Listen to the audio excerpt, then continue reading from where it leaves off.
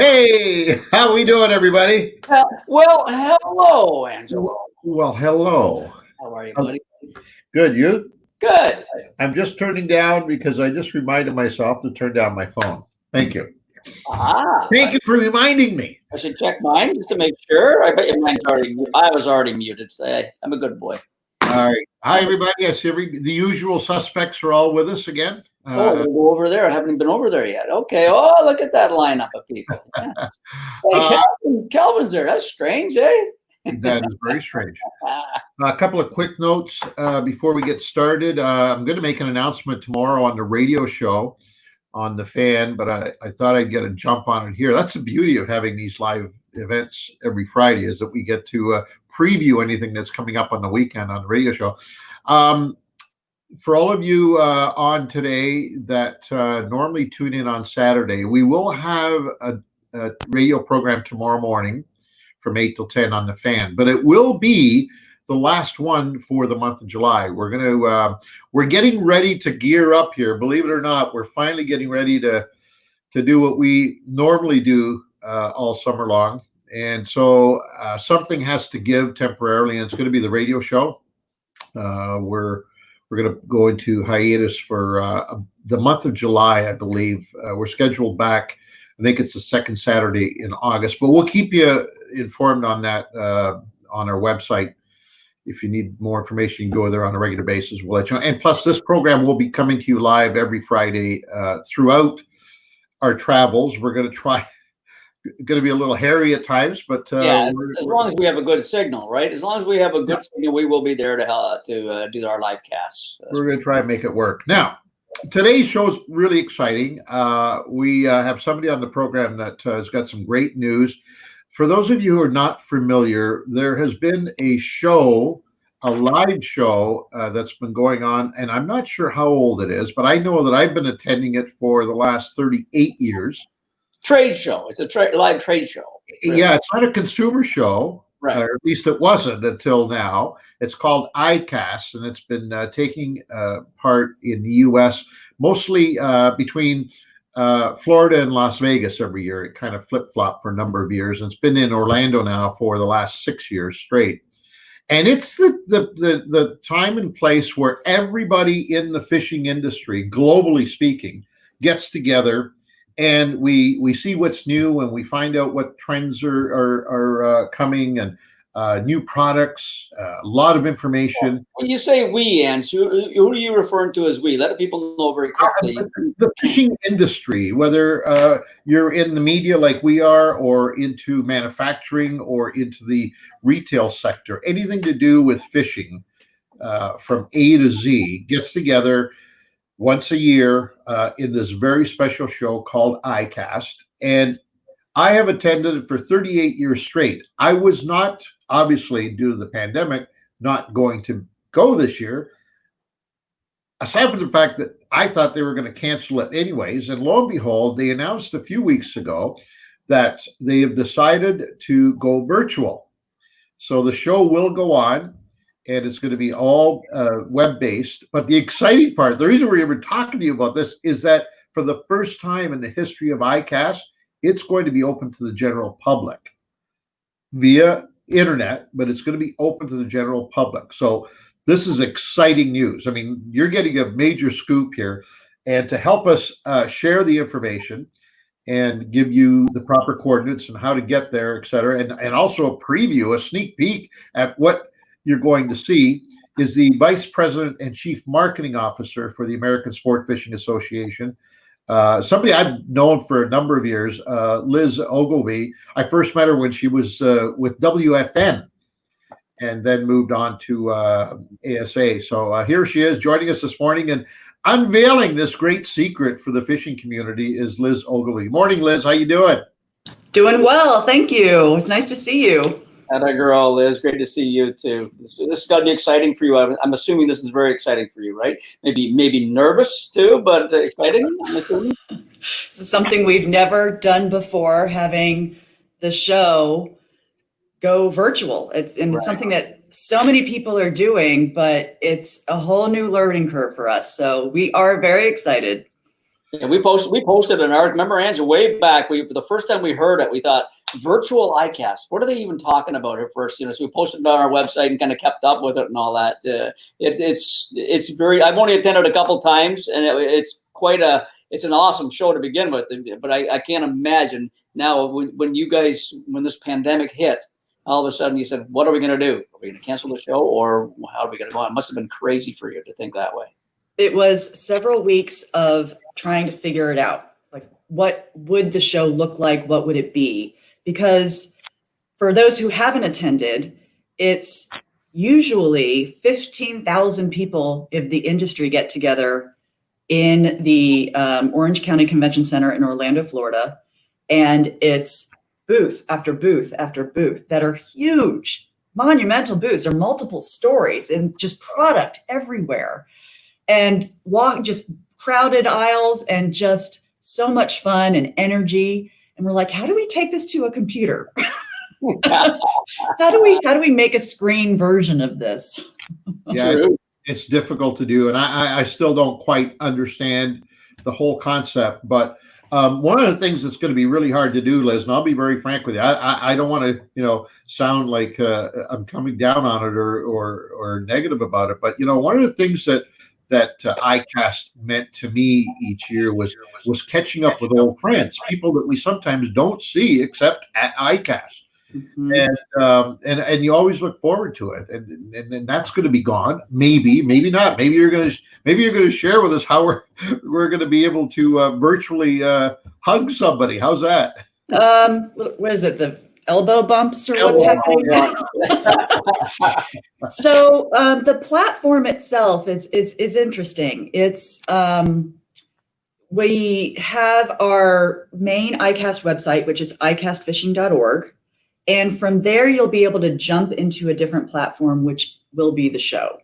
And exhibitors will have their own web page, which is their virtual booth, right, that they're putting up product and brochures and videos about their products. So very product based. If you are a registered attendee, not the general public, but a registered attendee, you can make appointments to talk to salespeople, do live chat, that kind of thing. But the fun part, the really fun part, is that now that we're in this virtual environment and we're all really used to doing Zooms and, webinars and podcasts and those kinds of things, the exhibitors are planning events and they're taking people off of the ICAST platform to their Facebook accounts or, again, Zoom or wherever they're going to have people. And we've got Shimano has product demonstrations with their pros. Plano has product demonstrations with Kevin Van Dam, other things like that. So everybody can jump in and really get a sense of that community and learning new things and seeing the pros talk about things. And it's going to be fun. Is that for the attendees or a paying attendee, or is it the public as well? Public as well as whatever the exhibitor wants to do. So I think that there are some things that are going to be register only, but most of it, why would you block anybody from coming to your Facebook page? Well, it is the perfect opportunity to open it up to the public. And I've always said, all the years attending the show, I always said, man, if they would ever open this up to the public. I go to a couple of shows in Vegas each year, not in our industry, but in other industries like electronics, for example, mm-hmm. and the automotive industry. And they have a very similar setup to ICAST, except theirs is also open to the public. And it makes for the dynamics are outstanding because you've got both consumer, you've got retailer, distributor, wholesaler, all there at one show interacting. And it's very cool. This might be a great lead for you down the road.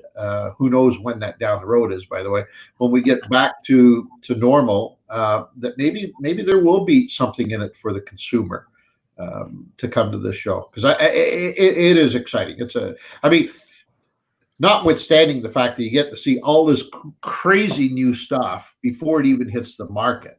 To me, the new product showcase portion of the show has always been one of the most exciting for me because we get to look behind the curtain, right? We open the curtains and we see this stuff that is not even on the market yet, and it's being proposed by the manufacturer, and man, if the consumer can ever see that stuff and get into it, I think it would change. It'd be a game changer for sure.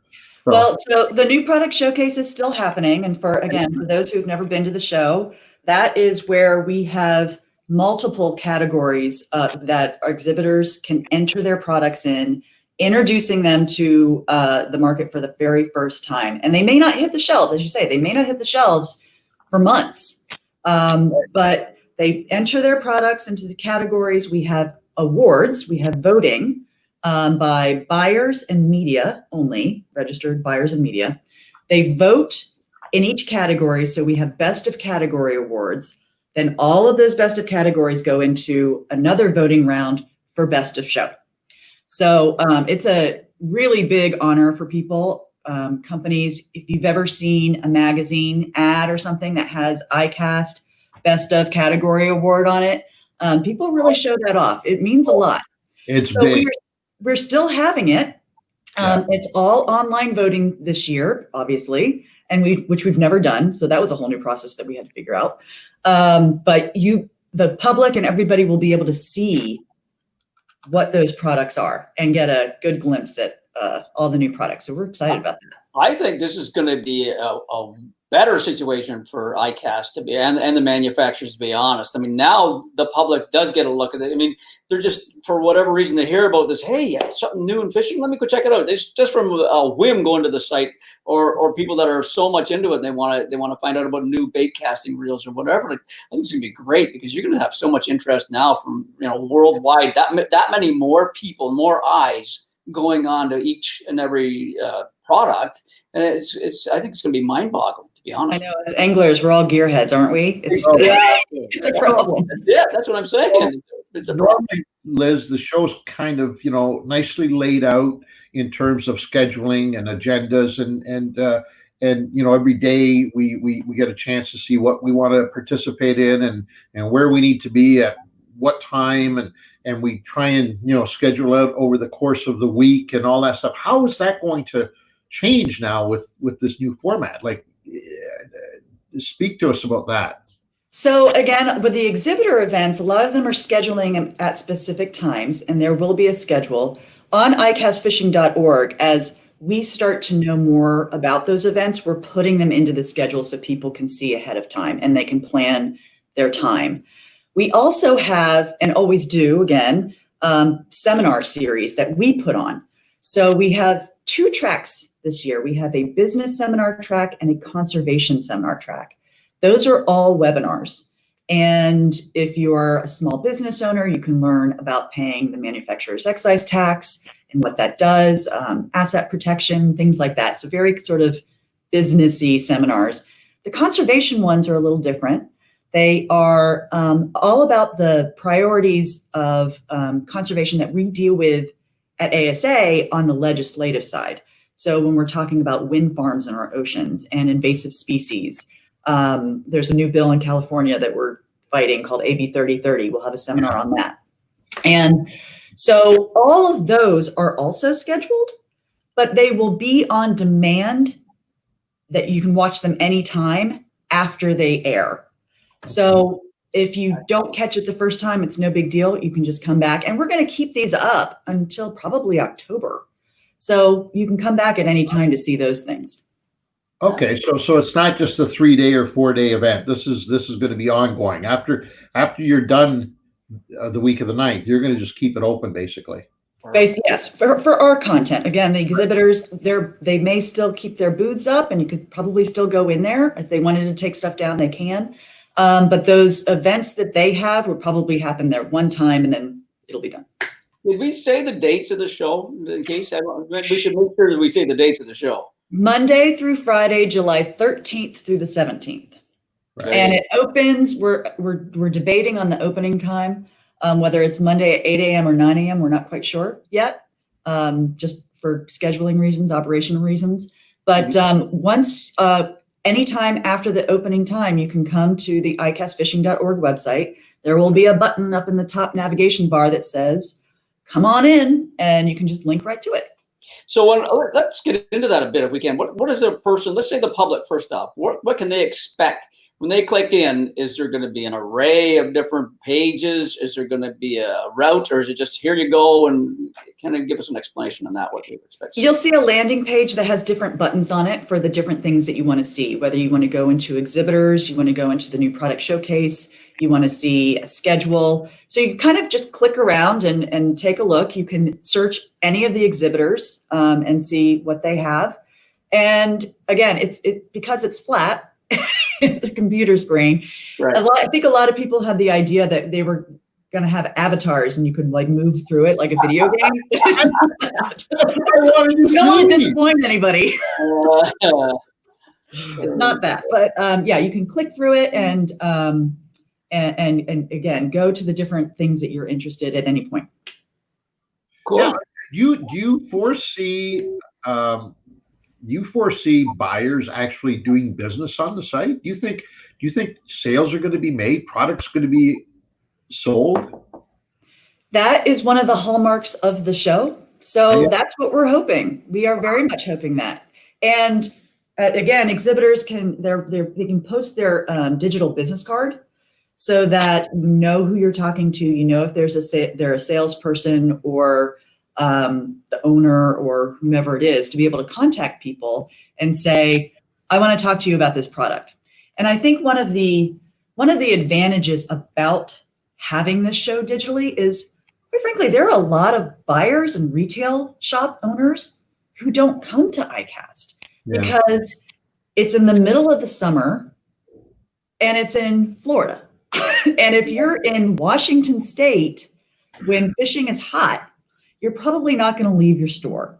So this is an actual opportunity for a lot of retailers who have never been to ICAST to experience the show for the first time and talk directly with all of those exhibitors and hopefully discover exhibitors that are the smaller guys, right? The people who have just introducing themselves for the first time, which happens a lot at ICAST, and discover products that maybe they've never seen before. See, going on what Angelo said there, I see maybe the disadvantage of being you can't get hands-on with a reel, you can't touch and feel everything.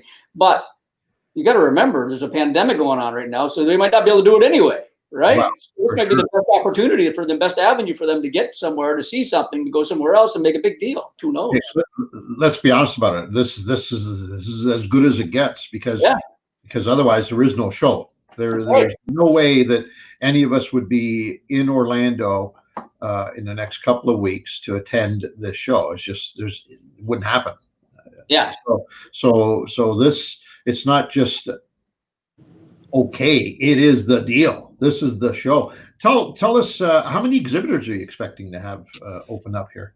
We're over 150, I believe, which of course is down from what the physical show would be. And a lot of that, again, people really didn't know what they were going to get into. When you say a virtual show, it's so different. And a lot of shows that turn virtual really quickly, they're much more about seminars only and not about product demonstration and product sales. So, but we've got all of the big guys are in the show, and which is really exciting, and a lot of repeats. So we're to get through that many booths virtually for a week. Yeah. Fingers crossed. No kidding. A lot of screen time. I'm thinking, for a lot of the, aside from the big names that we have all become accustomed to seeing at ICAST, that mid-size distributor / manufacturer, especially offshore companies, this is perfect for them. When you think about it, it is ideal, and I'd be shocked if the majority of them weren't over the course of the next week. I'm sure that most of them will be at this show. It was actually one of the considerations of turning the show to virtual when we were deciding, because we made this decision in April and we didn't know how long the pandemic was going to stretch out. And we sort of pulled the trigger, and one of the responses was, people didn't know what their sales were going to be. So they were thinking that they were going to be losing a lot of money.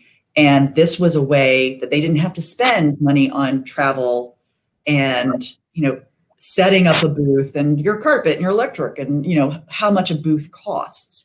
Yeah. So it is definitely a benefit in that sense. But I do know for sure that as long as we're in the clear next year, everyone will be back in the physical show. I was going to ask you, I mean, you do run the risk that if this is a successful platform, and now that you've opened it up, you've opened up the Pandora's box here. Once you open it up to the public, can you ever go back to the old ICAST, do you think? Would you not come? I don't think we could keep people away. I think it would be the biggest party. It will be the biggest party. The next one we have live will be the biggest party we've ever seen. Can I ask you a personal question about that? Sure. Why are you guys, and I know why, but I want to hear it from you. During the glory days of the show, as far as I'm concerned, is when it flip-flopped between Vegas and Orlando. Because every year it was a fresh new look, and everybody got all charged up about going to a new venue. What happened? I never did really find out what the bottom line was.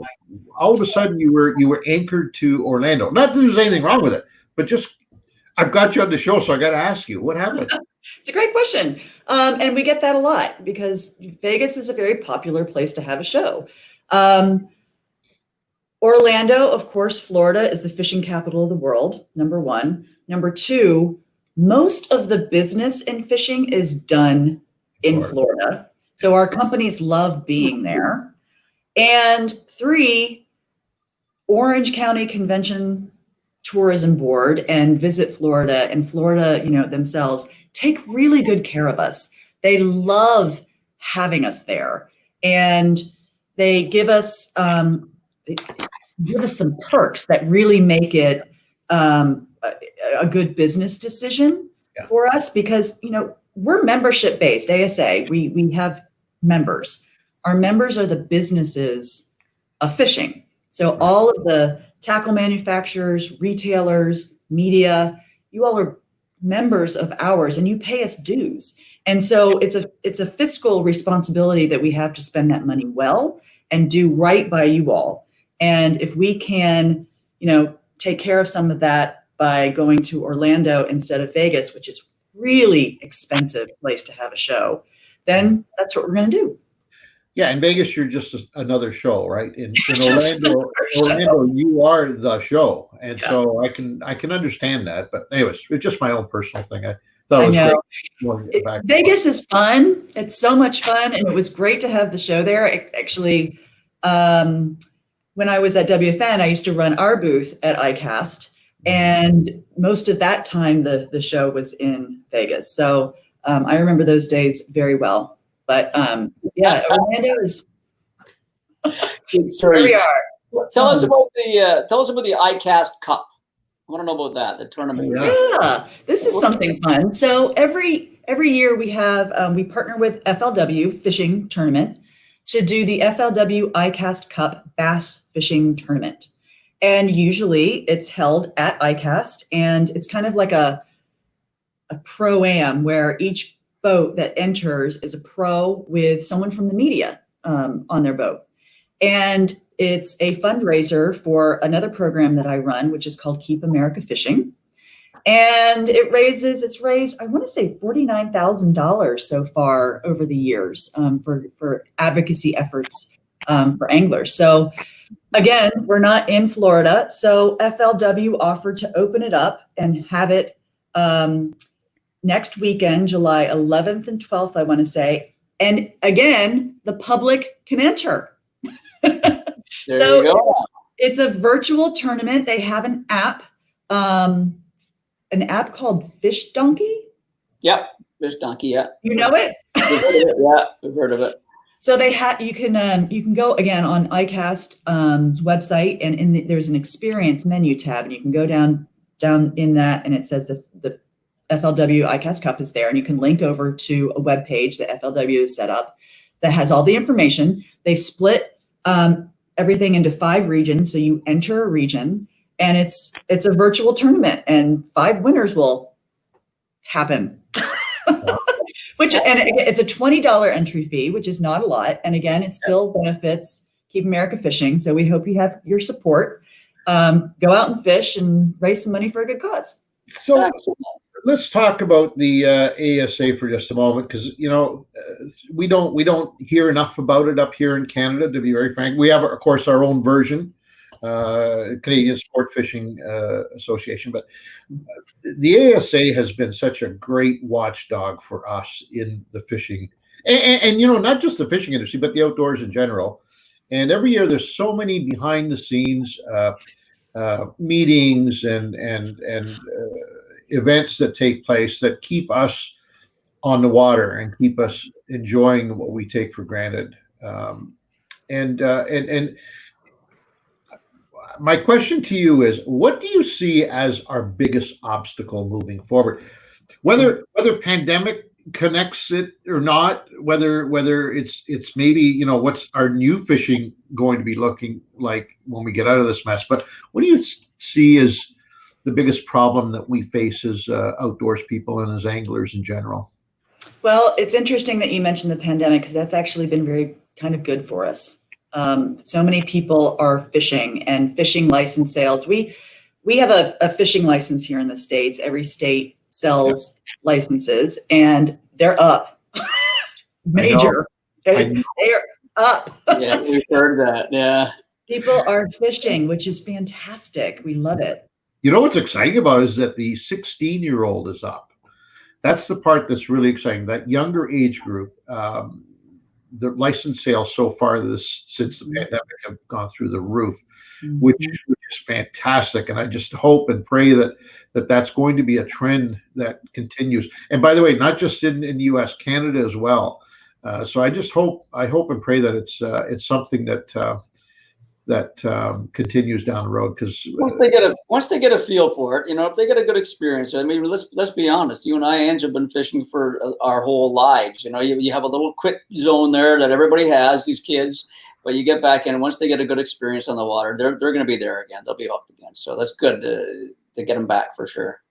Yeah, it's a good thing, and that'll be our challenge as an industry, is to retain all of those folks who are new, and not overwhelm them with gears and gadgets and things like that. Make it easy, make it fun, make it about catching fish and having a great time. Yeah. Back to basics, right? We need to get back to, Peter and I, we went through a period in our careers where we kind of lost touch with the true intent and purpose for television programs and pros and the seminar thing. And we kind of lost touch with what that was about and what it was for. And I think our industry left a whole group of people behind. We grew so fast, we became so sophisticated. The technology, just skyrocketed the whole fishing concept into another stratosphere. And we lost a whole group of people behind us. They're saying, whoa, what happened? Where'd everybody go? And everybody I've talked to over the last 24 months, the last couple of years, all of the television personalities and the pros, they're all reading from the same book now. We realize that there's a whole group that we left behind that we need to go back and get caught up and bring them into our world as we know it today. And I think it's happening right across the board with everybody, and it's fantastic. Yeah, that's what we like to see. And we, especially with, different demographics of people that we're seeing in fishing. And especially right now, moms are taking their kids fishing, right? And they're having to learn how to do it. And if we make it hard and inaccessible, then they're not. They're just not. So that's definitely something that we're seeing a lot of. A lot of companies are gearing their advertising and their promotions and social media that way too. So it's encouraging to see people jumping on that train. For sure. And that was the beauty of going to ICAST, because you get to see all these companies and products that are new on the market that are still catering to that opening level, that ground level, that opening price point and whatnot. It's great to see the products in those categories. Absolutely. But to get back to your original question about our challenges, Yeah. I would love to direct people to a website called Keep America Fishing. Again, a program that I run. It is angler advocacy. We have an action alert page and an issues page, and we detail all of the issues that ASA is focused on. Again, one of the big thing that we do is ICAST. The other big thing that we do is legislation, and we have lobbyists on staff. Our whole government affairs team. We are based right outside of Washington, D.C., the U.S. Capitol, for a reason. We can get to our legislators in minutes to have meetings with them. But there are so many issues that are going on between, aquatic invasive species and trying to control that, to, as I mentioned earlier, a bill in California that's just popped up called AB 3030, which we don't love the language of, and we're trying to get that language fixed. Basically, they're trying to shut down their coastal shores, and we're saying, no, you can't do that. And then water quality issues in the Everglades is a big one that we're dealing with. So it's a full range, and it never stops. It never, ever stops. And the biggest thing that we can do as a community is stand together and say, anglers are the solution, not the problem. And by taking action through Keep America Fishing, it's a whole web portal that lets you contact legislators or whomever we're trying to get in touch with. By having a mass population of people do it, then we're heard and we're taken seriously. And the main thing about our industry is we have a lot of people, over 50 million people went fishing last year in the States alone, which is a big number. And the economics, the jobs, the economy of fishing is enormous. So, and let's not even talk about the taxes that it raises every year for our federal and state governments. It's a huge chunk of money. Absolutely. It is. And something else I wanted to touch on too. We talk about it up here all the time, but if it was not, and now I'm not preaching to the choir, because I know everybody that is online with us today are like-minded people. But to those people who are not, to those people who might be looking at ways to curtail our fishing activities, I just want to remind them again that without anglers, much like without hunters, our wild places, our natural places, our wild animals, our fisheries would not be anywhere near what it is today. In fact, I dare say that a lot of it would be gone completely, because when it comes to doing the heavy lifting and rolling up the sleeves and getting out there in the mud and working, it's the anglers and hunters that do it. It's not. We pay for it. Exactly. We pay for it. We pay for all of it. In the state fish and wildlife agencies, their budgets come from anglers and the industry. Yeah. Of course. There's the fishing license sales, and then there's an excise tax on products that are made. Right. And it all goes right to their budgets, and it's what goes right back into the ground and into our waterways. It's really easy to we use the hunting community as a kind of a view of seeing how conservation, et cetera, and hunting can work at saving animals, where you take hunting away, and then the overpopulation of a certain species, and more coyotes and this and everything, it gets to be ridiculous. And it's really easy to tell in the hunting world, but it goes the same way in fishing, right? Like Andrew's saying, we are the controllers of this ultimately. So and maintaining habitat, maintaining those wild places. It's the people who use them that are invested totally in keeping them. And I think, the word of caution is be careful what you wish for, because if it ever did come to the point where we lose our fishing and or hunting privileges, it's going to be a total, in my opinion, a total collapse of what we take for granted today. So that's not going to happen. No, not going to happen for sure. No. Yeah, I think one of the biggest challenges for us is that there are people who think that the best way to protect a place is to close it down and not let anybody in. No. And that doesn't accomplish anything. Right. Ken Johnson says, sounds like a cool show. Obviously, Ken's not familiar with ICAST, so he's going to check it out. Just wants to know, is it just angling gear or do you have boating content as well? So there is boating. So basically the show is what we call it. You have to go online onto our YouTube channel and check out a video that we recently released is all about what does ICAST stand for. And we asked I watched this. Funny. That is good. What it stands for, because nobody knows, but it's the International Convention of Allied Sport Fishing Trades. And allied meaning if it's aligned with fishing, it's there. So it's boating, it's clothing, it's tech, it's, all of it. So we have a lot of like SUPs and, kayaks and all that kind of stuff. Now, last year you had, I think 2 years now in a row, you had a separate fly fishing area. Is that happening on the virtual as well? No, it's not. So there's a separate trade association for the fly fishing industry called the American Fly Fishing Trade Association, and they have their own trade show called IFTD. Right. And for a couple of years, they co-located their show with ours. Okay.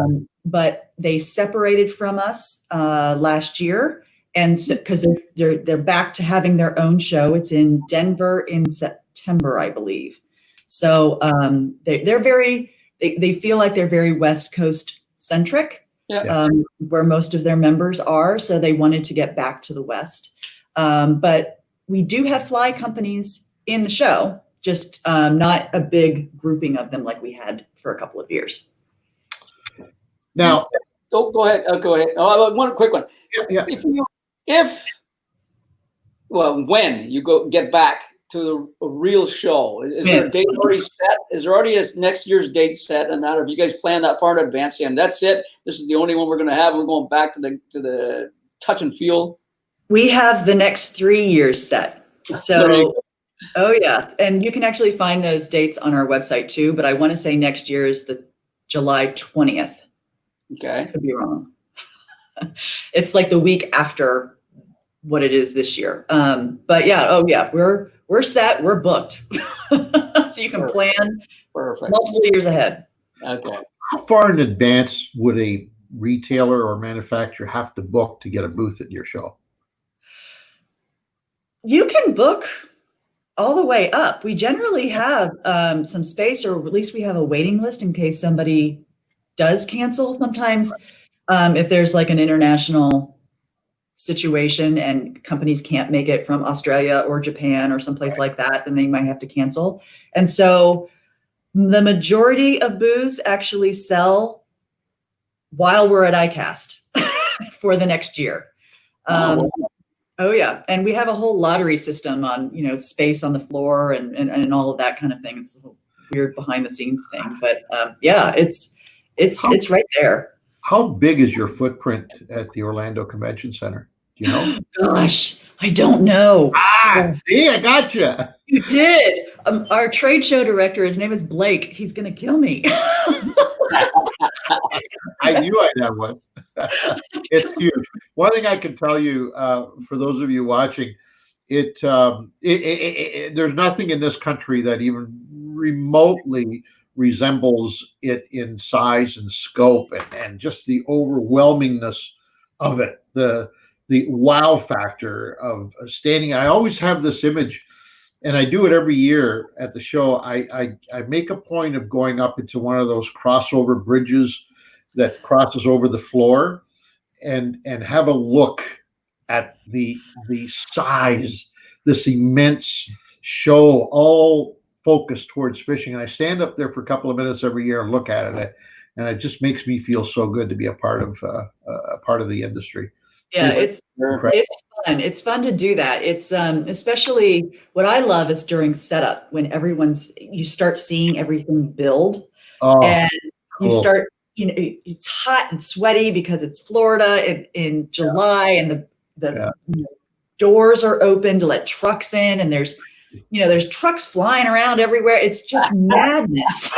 Madness. And then all of a sudden it just becomes this perfect sea of product everywhere and light and sound. And it's just the energy of it is so fun. Some of the booths that the people watching, some of these booths are so massive. Like you've been to the Toronto Sportsman Show, it's got some big booths, but I'm telling you what, like a Mercury booth in Toronto is a big booth. Well, that's a small booth at ICAST. It's like unbelievable how big and massive this thing is. So yeah, I love the Costa sunglasses booth. Yeah. It is literally a wooden, it's like a beach shack, but it's multiple stories. Like you can walk up to the second story, sit in a couch, and have a meeting. Tim Sturgeon wants to know: would you ever consider moving the show to Toronto for just 1 year, and maybe rotating cities again? Is it ever a possibility, or has Orlando got you so tied up that you're done? We're pretty committed to Orlando, and Orlando's pretty committed to us. So one of the biggest issues of moving around, actually, is that there aren't a lot of convention centers that hold us in size. True. So we have looked at other cities, and just nothing has been quite the right fit because the show grows every year. We are not done growing, and it is the world's largest show at this point. And there are trade shows that happen in other countries across the world, and ours is the biggest, and more international companies come to us. And so our footprint just keeps getting bigger and bigger. And Orlando, actually, they have room for us to grow. So no, listen, I agree but disagree. I agree that you're in the right place. I disagree because I love Vegas, and it was always great every second year. Use you as an excuse. I haven't got that anymore. We used to get rid of the boss every year, Liz. And every year the boss and his wife would take off. Okay, they're gone for a few days. Thank you. Interesting question here, Liz. Will Canadians be able to order and have delivered new products from ICAST this year? What is being done to facilitate this given the COVID-19 situation? So let's see. I'm trying to interpret that question. So can he order if he goes to your virtual show? Can he buy product? And can he? No. No. You'll have to go directly to the manufacturers separate. But in the show itself, only registered buyers could do deals. But they can go if they're in a booth and they like what they see, they can from that booth they can go directly to the website, the company's website, and actually put an order in. And see if that product, if it's a new product, that would be a good question if it's been released yet. What I'm hoping, and I don't know if this is happening, is if an exhibitor has a new product in the new product showcase, that maybe they'd put a release date of when people will be able to see it in stores. Because that's some of the products are going to be released right away, and some of them don't get released until the following year. So everyone's different in that respect. But it would be cool if they had a release date on there. Yeah, and here it's always been even more difficult in Canada because what is available for immediate release in the US is not necessarily the same for us up here. So it's always been a bit of an issue. However, e-commerce is changing that. It has changed that to a certain extent. So I really can't use that anymore because I don't think that we have a whole lot of restrictions. If it's available in the US, chances are real good that we can have it sent here. With the public going online to see products, will they be able to leave comments, which may help retailers deciding if, by the way, this is not a retail show. I don't want to have people confused here. Unlike, let's take the Toronto Sportsman Show or the Spring Boat and Fishing Show that we have here in Canada. This is not a retail show. this is a manufacturer show. The retailers go to the show to make buying decisions and actually, ordering their products for the following year. Hence, the consumers haven't really been a part of it because there was no need to have consumers there because you can't buy anything. So I don't think anything's changed in that respect. However, as Liz just said, if you skip from the show to the manufacturer's website, some of them do sell directly to consumers, and that's where the sales are going to be made. But on the show floor, or in this case, the virtual floor, it's not a retail opportunity. For all you're doing there is seeing what's new. Paul's question is legit, though, I think, for the real ICAST, because he's asking people to help retailers decide which items to order. Maybe Paul is a retailer, who knows, right? He might have a store or something like that. So yeah, you can connect with exhibitors, and some of them, we have a live chat function as well. So if people schedule someone to be available for their company in their booth at certain times, you can chat away with them, which is good. But definitely, if leaving comments and having conversation is what ICAST is all about, right? It's besides just product, it really is about networking and staying connected. So I'm just thinking, how's our poor buddy Roland going to do where he can't mooch free baits when like what? He's going to be able to hit 38 different companies in 5 minutes. He's going to be all over this thing. He doesn't have to move. He's going to sit at home and he's going to go tick, tick, tick, tick, tick, tick, done. I mean, that's where he goes to refill his tackle box every year. Is like, he's going to beat you up when he sees you. You know that, right? He's going to beat you down like a red mule. Speaking of the Roland Martins of the world, I have to say this to everybody watching here. This is the best opportunity this year too, by being online or virtual. There are anybody in the fishing world, be it celebrity, be it tournament fishermen, be it high profile people, they are all at ICAST every year anyway. So when you go in there, if you're a starstruck type of person, you're going to go, oh my God, they're everywhere. So, but now you're going to be able to see that through your webcam or whatever you want to look at it. You're going to be out on the website. It's going to be a crazy. It's insane how many professional, high profile anglers are featured at the ICAST show every year. I have to say that right now. I remember the early years of ICAST, you had to have your head on a swivel because there's Bill, there's Roland, there's Jimmy, there's Hank. Oh, yeah. I mean, it's crazy. Yeah. Everyone is everywhere. Everyone is there. How are you going to connect people with that experience? How is this virtual deal going to work in that area? So again, it goes back to the exhibitors, the events that they're going to plan and host themselves on Facebook or Zoom or whatever it is, to bring the audience, the attendees, over to seeing what they're doing. And again, live product demos or happy hours or whatever it is. Whatever it is, grab a beer and sit down and join something, anything. Again, it's going to be constant, I think. Now, it should be a competition between the big exhibitors, the big brand names, the Shimanos, the Daiwas, and the Berkeleys and whatnot. Everybody was always trying to outdo the other each year in terms of size and the wow factor in their booth, the gimmick factor in their booths. How's this going to work this year? I don't know. We're going to have to find out. Tune in. I mean, it's going to be the Wild West. Well, that's going to be where the star factor comes in through. I mean, they're going to have the Kevin Van Dam versus the Jacob Wheeler versus the for the bass guys. Then you got the walleye guys, and you got I'm sure Australia's got a bunch of professionals that are somehow featured too. So it's going to be maybe it's going to be you're going to be a flip of the coin. Oh, I got to go here. Maybe you can get a couple of windows open at the same time on your computer, or maybe do it that way too. Who knows? Yeah, that's actually one of the reasons that we decided to do all of our content on demand. So we are releasing throughout the week a schedule, but we didn't want to take away from our exhibitors who are doing scheduled live events. We were just like, we don't want to step on their toes. We want everybody to be able to see our content, but they're first. Absolutely. It just dawned on me too that this year, because you're open to the general public, the best of category is really going to be important.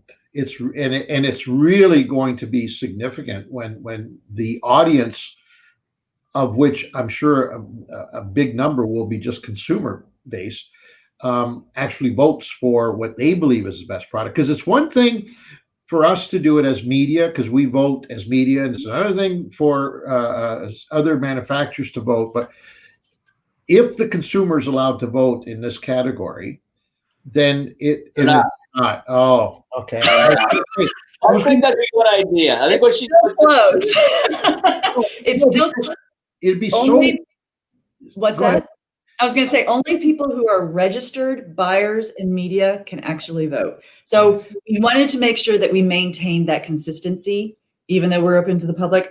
I kind of wish there was sort of like an Angler's Choice Award going on. Yeah, if there was something extra. I think it's great to keep it the way it is, the way it was, always has been. But yeah, it may be I'd be very curious. I'd be very, very curious to see if you ran two parallel events, one with the current, media based voting and one with public voting. I'd be very curious to see what the final outcome would be.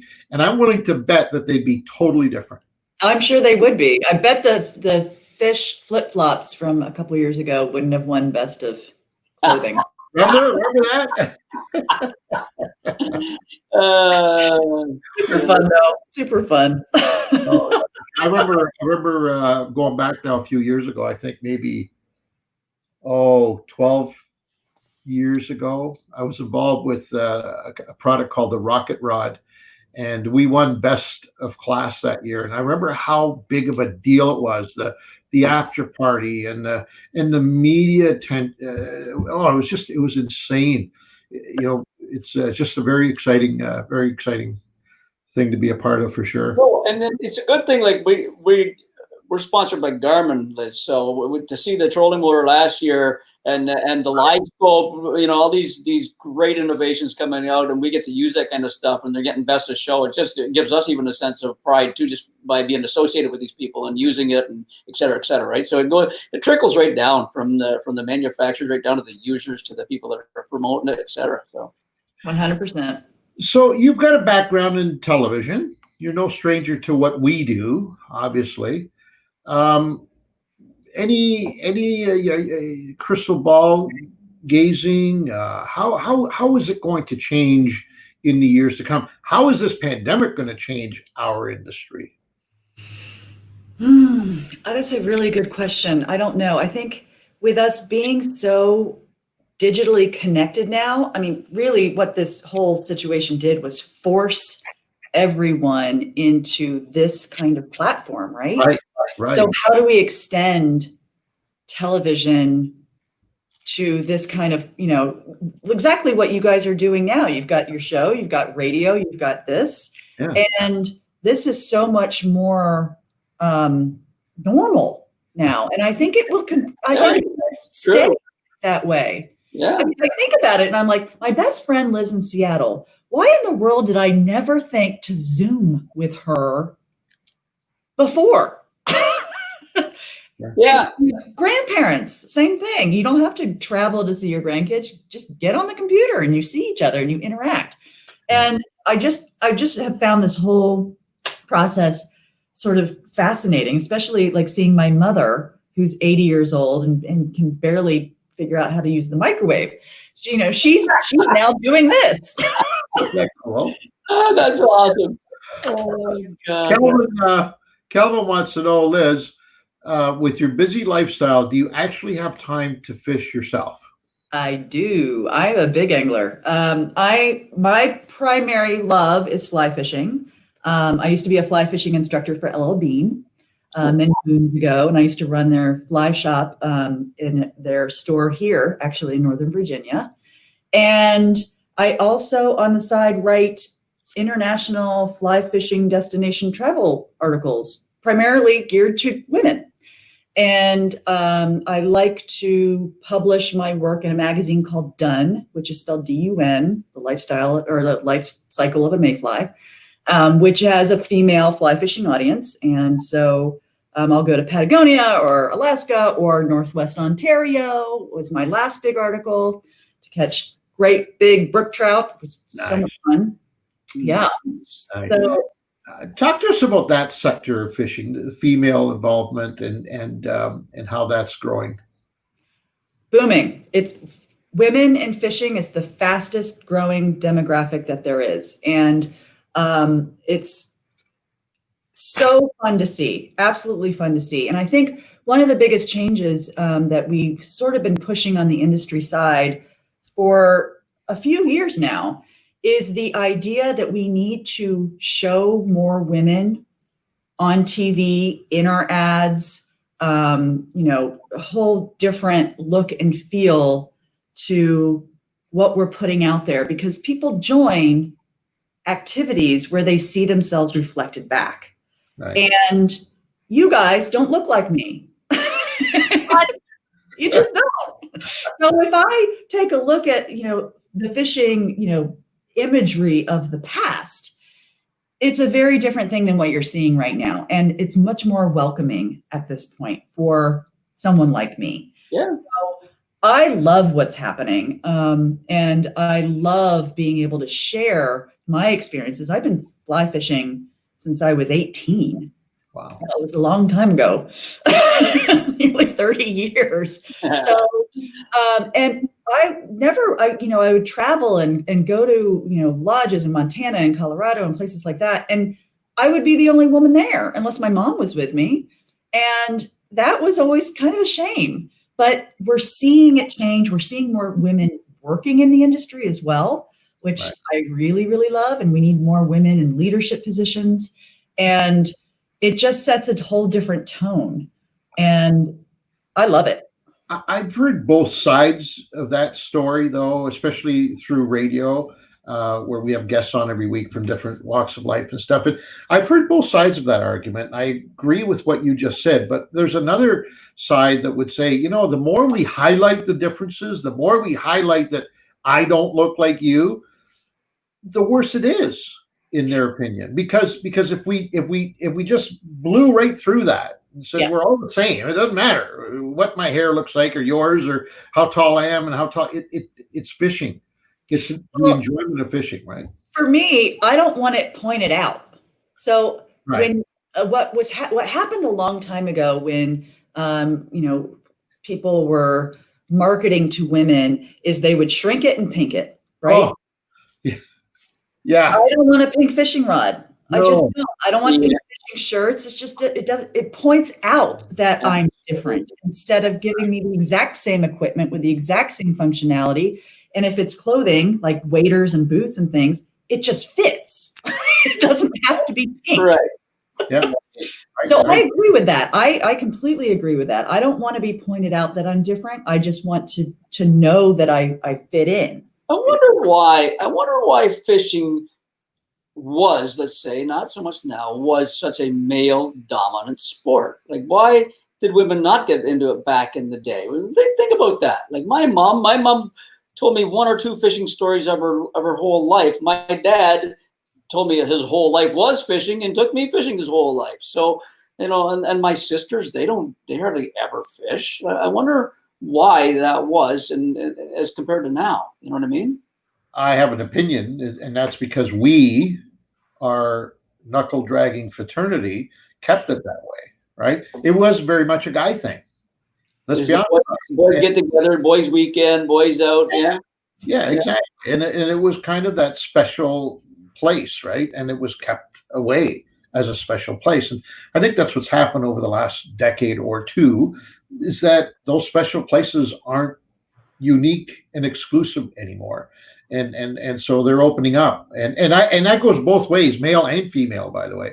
And so I think that's the big difference now, is that those special places are inclusive, not exclusive, like they were when we were growing up. When I was growing up, they were very exclusive. It was a guy thing. It was a guys group, and it was I'm thinking back now, some of my exclusive clubs growing up.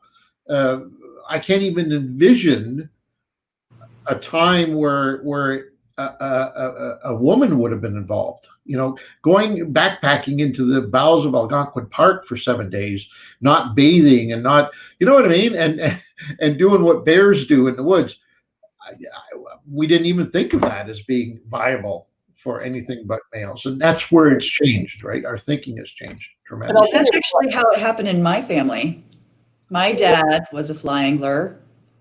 I have 2 older sisters, no brothers, and he never once suggested that we go fishing. Oh, Wow. He would go fishing with the boys every year to Montana and come back with these pictures of big sky country. And my mom took a look at that and said, I want to go. I want to go there. And he said, you don't want to go to Twin Bridges, Montana and sleep in the Sundowner Motel and eat Subway sandwiches 3 meals a day. He's like, you'd hate it. What are you going to do? And so she decided she was going to learn to fish. good So for her. that she had a purpose when she was there. And so my sisters and I all learned with her, and we all started taking family vacations together fishing. And I'm the only one who really stuck with it, but That's a great transition. we all did it. That's awesome, because I mean, for your dad to say, you know what, girls, let's go. What the heck? Let's go. Let's have some fun, right? So He still did the boys trip, of course. but we took a family trip. And men, we, as Ann said, the knuckle draggers, the fishermen and all that, you better take note, boys, because I'll tell you 2 things that are important in fishing are a good brain and good hands. And the women have both a lot of times there. So just to let you know, you knuckle draggers, us knuckle draggers, that they can go out there and reef on.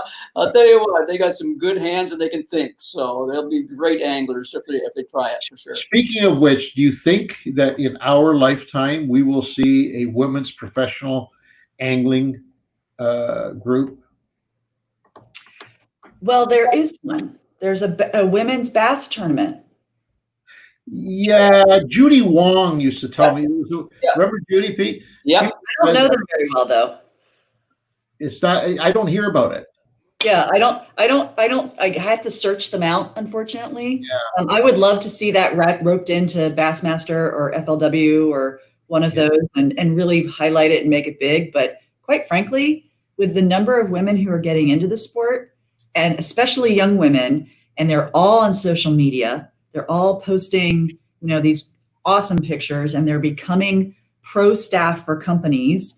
Yeah. I think that that's not too far away to have something a little bit more highlighted. Let me ask the 2 of you, to the best of your knowledge, are the big 3 professional tournament circuits exclusive to men? I don't know. They're not. They're not. So a woman could enter BASS or really? I believe so. I don't see. Yeah, I think there has been women in the past that have been in the Bass Opens, like the ones that you can join, not the elites, obviously, they have to qualify. But I think back in the past, I think Judy might have been in one of them or something like that, if I'm not mistaken. Maybe, yeah. And I've heard from some of those women who do fish in tournament trails. The difficulty is the travel commitment, Right?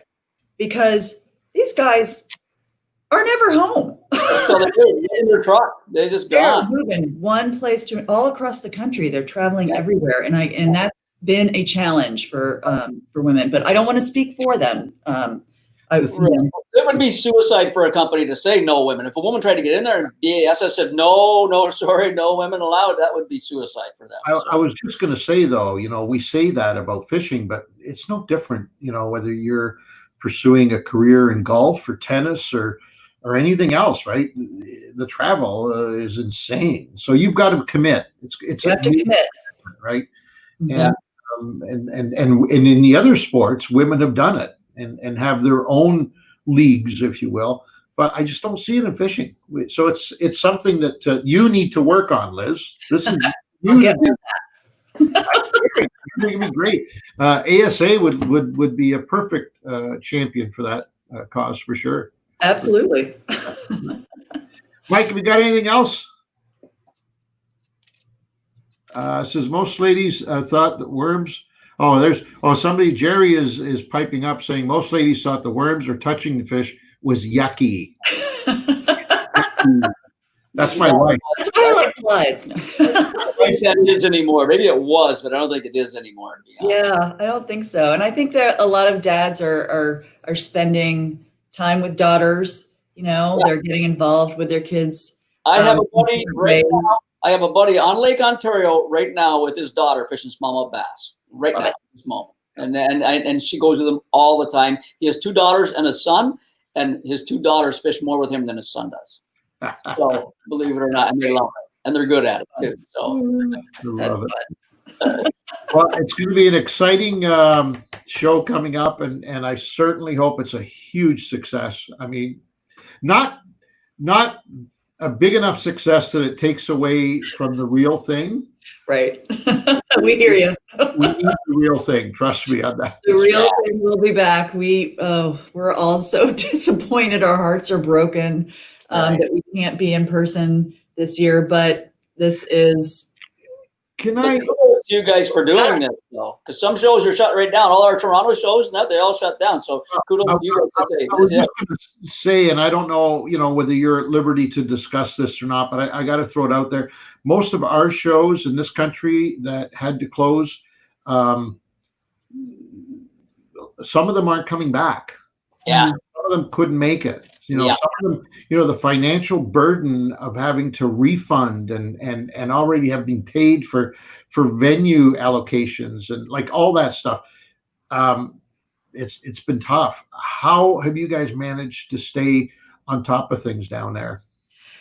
It has been a challenging few months in that regard. I mean, obviously the show is, it's a profit center for us, or not a profit center, but it's where we get revenue to operate and do everything else that we do, like Team America Fishing, government affairs. So it's thankfully we are in a really healthy position as an association and as an organization. So we've been able to ride this tide through. And when we get back to sort of that normal, we'll be right back in the swing of things again. But we made some sacrifices, and my marketing budget got completely cut. As we all know, marketing tends to go first. No discretionary dollars to spend.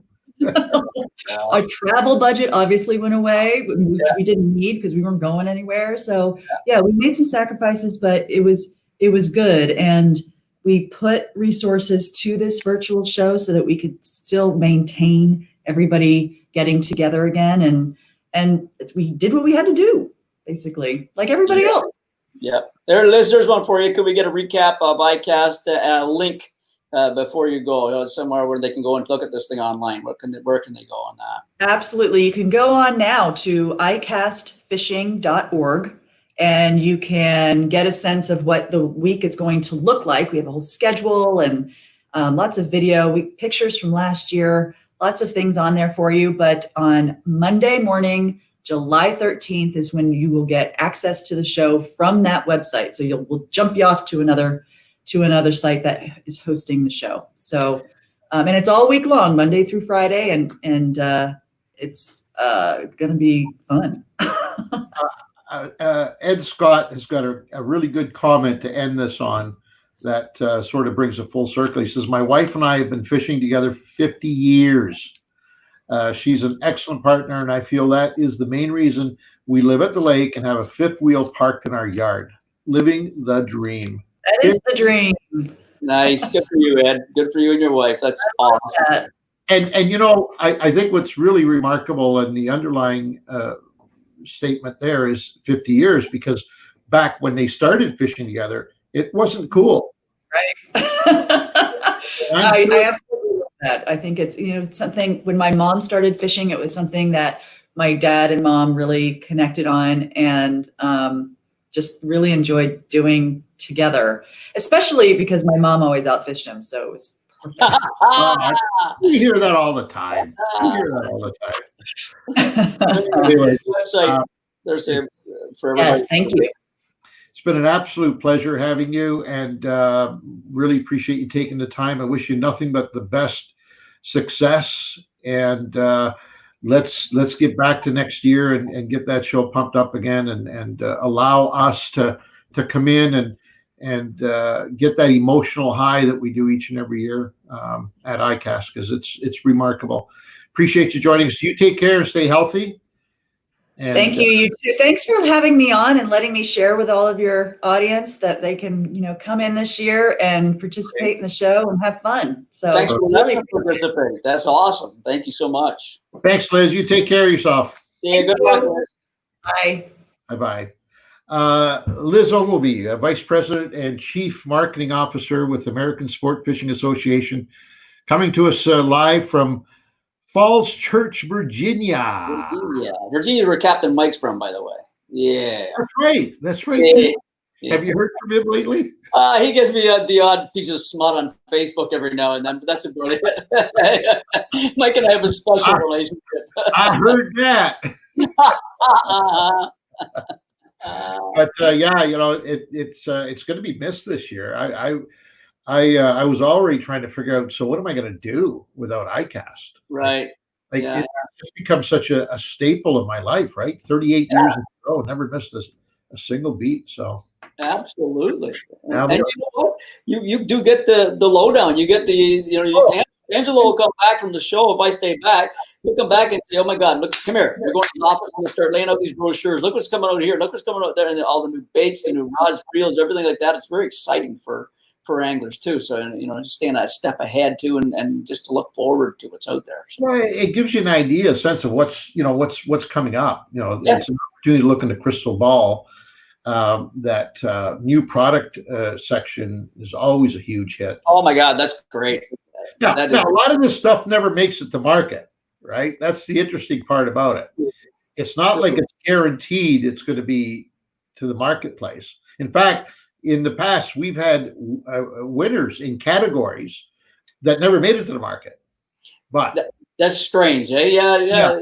It seems strange, but that's part of the game, I guess, too, right? But when they do, like when you walk along, it's you'll probably get an idea of it. People that are watching if you go on the website, how it works. But when you're walking through this area, there's aisle after aisle after aisle, of product after product after category after category, and it's pretty cool when all of a sudden, a year or 2 years down the road, you go to your local tackle store and hey, there's that thing I saw there that won that best of show. I got to get one of those things. You know what I mean? It's pretty neat seeing that. Gives you the.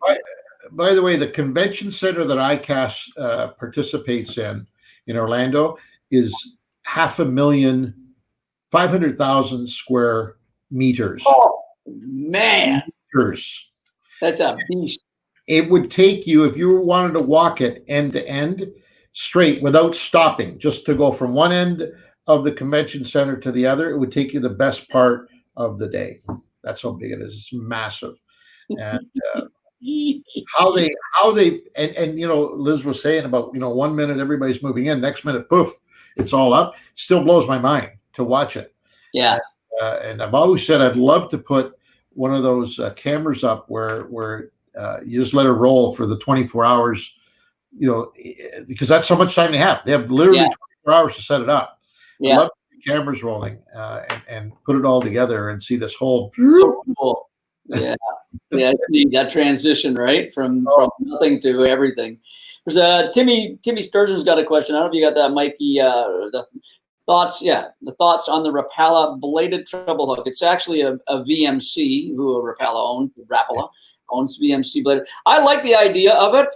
So basically, it's just a little willow leaf blade that comes down the center post of and underneath underneath the hooks, I guess you call it that. I think it's got an application at times. You know what I mean? I'd like to see it maybe on a crankbait or something like that. Maybe even on the front hook of a crankbait. I don't even know where I'd try it yet. But I guarantee Ange and I are going to be trying those out on certain instances just to see if it's good. I don't often throw a shout out to companies, but I'm going to throw one out now to Rapala, speaking of which, because I've been doing some research for that article that we're putting up today or tomorrow, whenever it's going up, on bass fishing techniques and presentations. So I've had to do a bit of research, and I can be honest with you, they're coming up with some cool things. Rapala's throwing some really interesting stuff out there that I have not seen before. That is a company, okay, that is always trying to stay ahead. I mean, I'm sure they all are. I mean, we live in the industry and all that, but I have to say, Rapala is always, they're trying to better their little Rapala minnow that they have many years ago, and they've come out with different stages and different looks and feels and everything else. So they're always looking ahead at products. You have to say that you got to give them props for that, for trying hard to stay ahead and coming out with good product too. You know what I mean? They do have good products. So. Anyway, so if you'd like to ask us some questions, fire away. This is our Q&A time, baby. Yeah, baby. Yeah. We can. Mike could have a little Q&A, I guess not. Yeah, you know what? That's next week. Remember they said. That's the one.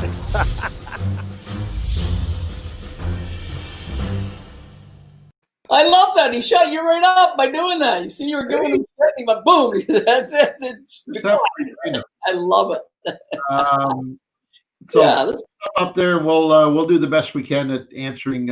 If we can't, we'll tell you we can't. Now the new feature, and I don't think it's ready yet this week, but it's going to start next week because apparently, okay, I go on and on and on when I'm answering these questions.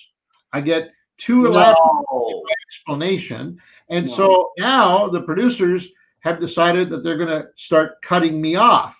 They're going to put a clock up, a 60-second clock, when I'm answering questions, and I'm not allowed to go beyond that 60 seconds. There you go. What happens if you go beyond?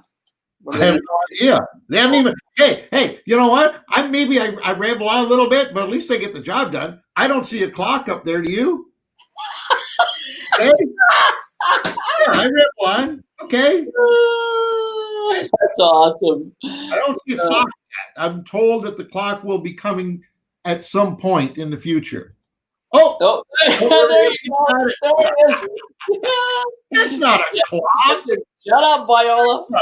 Clock. Hey, by the way, over on the other side there, Chris Hockley from Rapala, he says, this year Rapala is going to blow the doors off the industry with all the new products from our company. So, I mean, that's something to look forward to right there. And I'm sure they're going to reveal it at ICAST, a lot of it, I would assume. Chris, let me ask you a question. Maybe you can answer it right there for us. So you're going to, obviously you guys are going to be participating in this new virtual ICAST. Can you share with us, maybe it's a quick little note on what Rapala is going to look like at this show? Like, how's that going to work?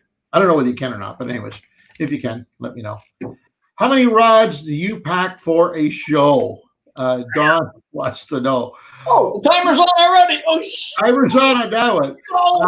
I'm going to say that we have 32. Holy crap. Really? You know how I did that? No. By the way, I've already answered it, so you can have that clock all you want. All right, I've answered the question. I'm just counting the rod spaces in FNC1. Okay, so 32. Now, you can't bring FNC1 into Esnagami Lake, though. How many when you got to go fly in? Okay, how many do we bring in when we go to fly in? I'd say we'd probably bring 10 to a dozen if we can fit whatever we can fit in a nice rod tube without the reels on them. You back and forth different points to points so that you get as much room as you can. I'd say 10 to 12, and that's because you might break one, and because you got spinning and bait casting, et cetera, et cetera. So if it's just a brook trout show, we might not have even that. Maybe 6 rods and reels or something like that. But and that's for 2 of us too. Remember, that's for Anja and I, or whoever. If Anja's fishing with Steve or somebody else. So why do we need to bring so many rods? You know what? I'm as ridiculous as it gets. Okay, because I went bass fishing the other day.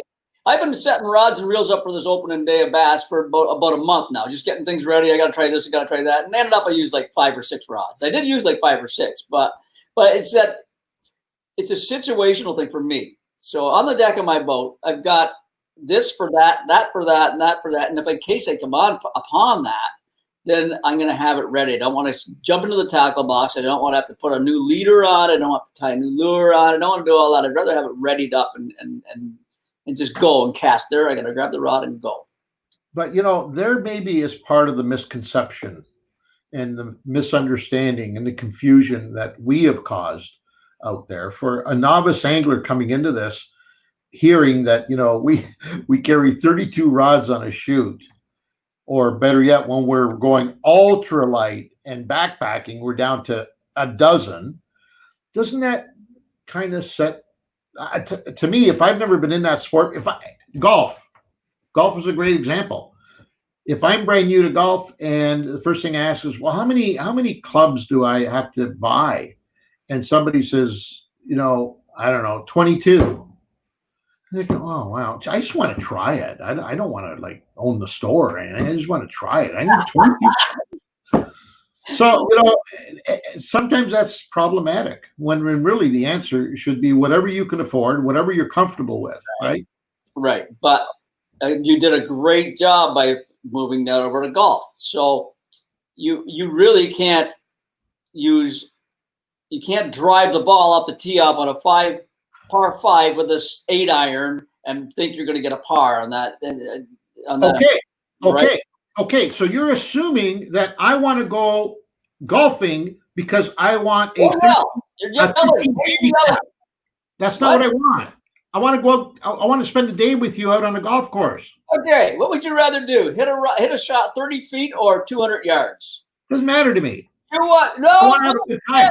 I know what men are like. I know what everybody is like. And they give me that because I'm a Mongo and I'm going to smash that thing so far. No. Yeah. I want to have a good time. I want to enjoy myself. It's part of having a good time. It doesn't matter. I know. Okay, Angelo's not here, everybody. We're block his picture. I know him. So foursomes out there. 3 of us hit it 240 yards, and Nancy's going to get up there with the 7-iron, hit it 30 yards. No, he's the most competitive son of a bitch I've ever met in my life. He wants to hit it 280 yards, and he'll drive the cart down and drop it up if he has to beat us. Okay? No, you're missing the point, right? I'm not missing the point.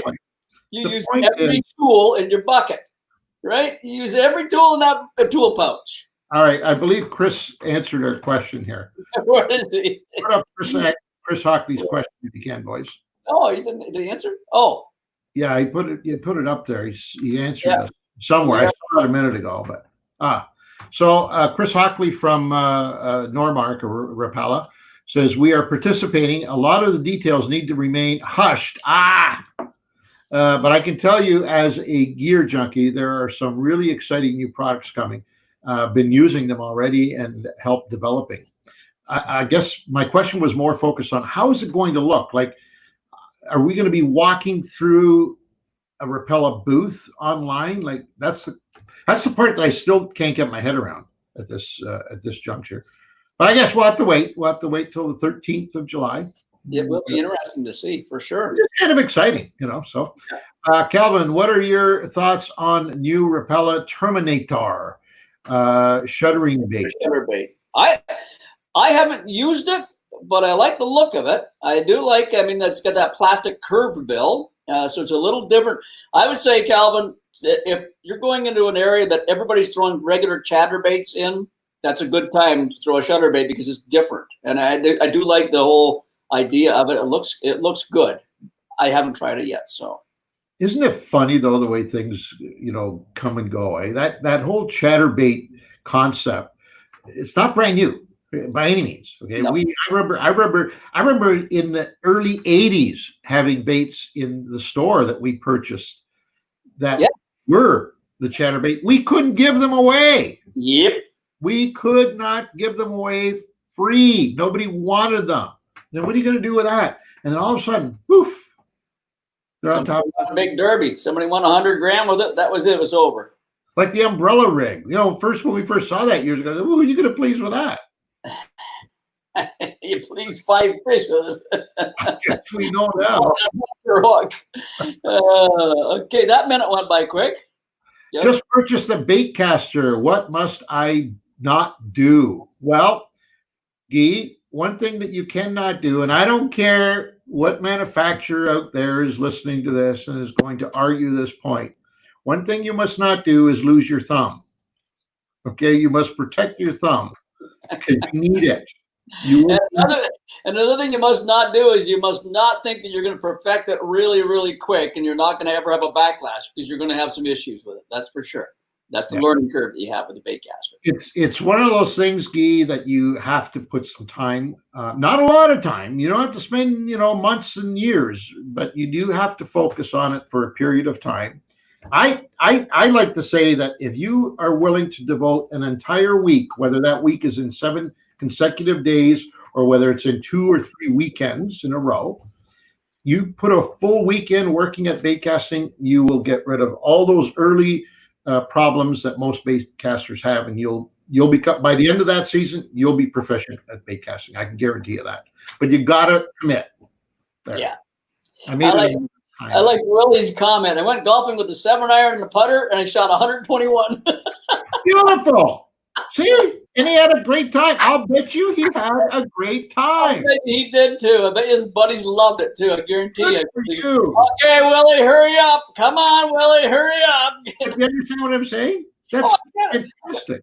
I get what you're saying, but you know what? I mean, it is what it is. But you're gonna, if I can use a wedge over a 7-iron around the green, I'm going to use a wedge over a 7-iron around the green.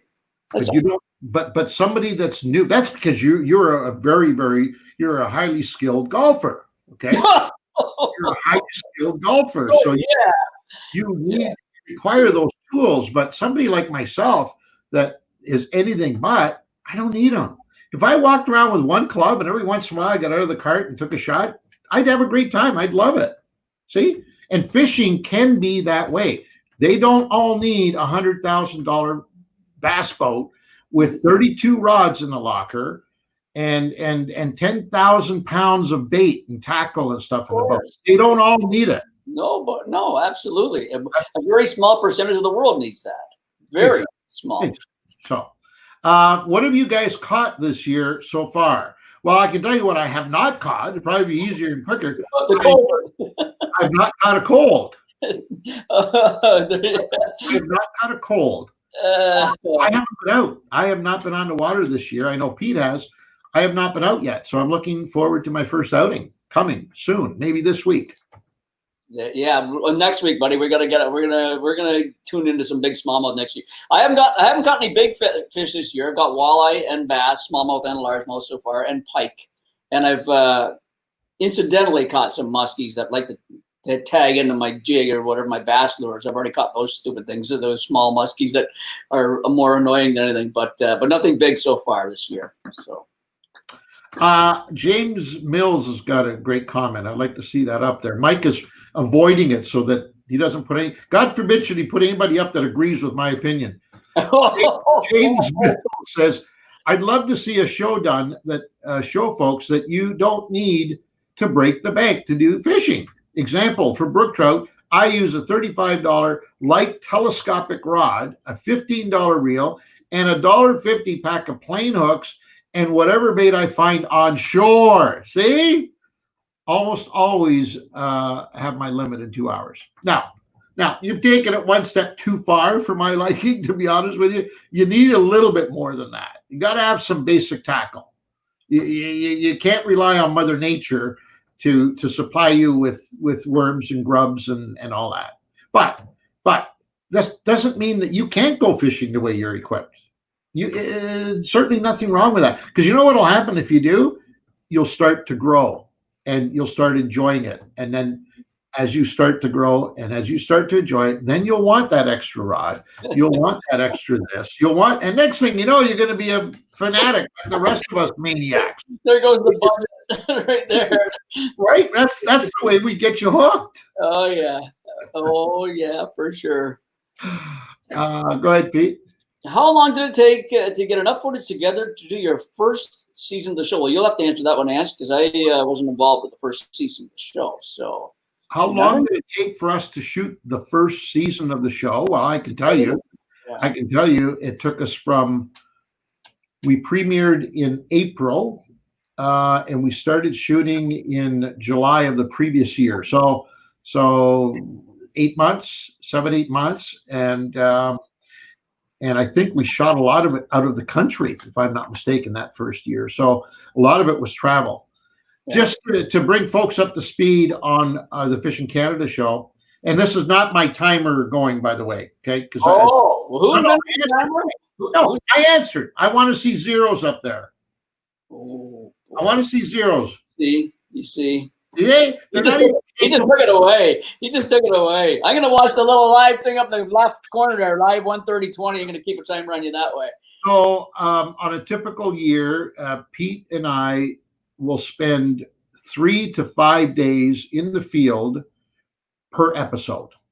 So as bizarre as that sounds, we invest a full week getting our field acquisition done. That's all of the footage that we will need out in the field. That includes second and third cameras, such as the drone, underwater, boat to boat, etc.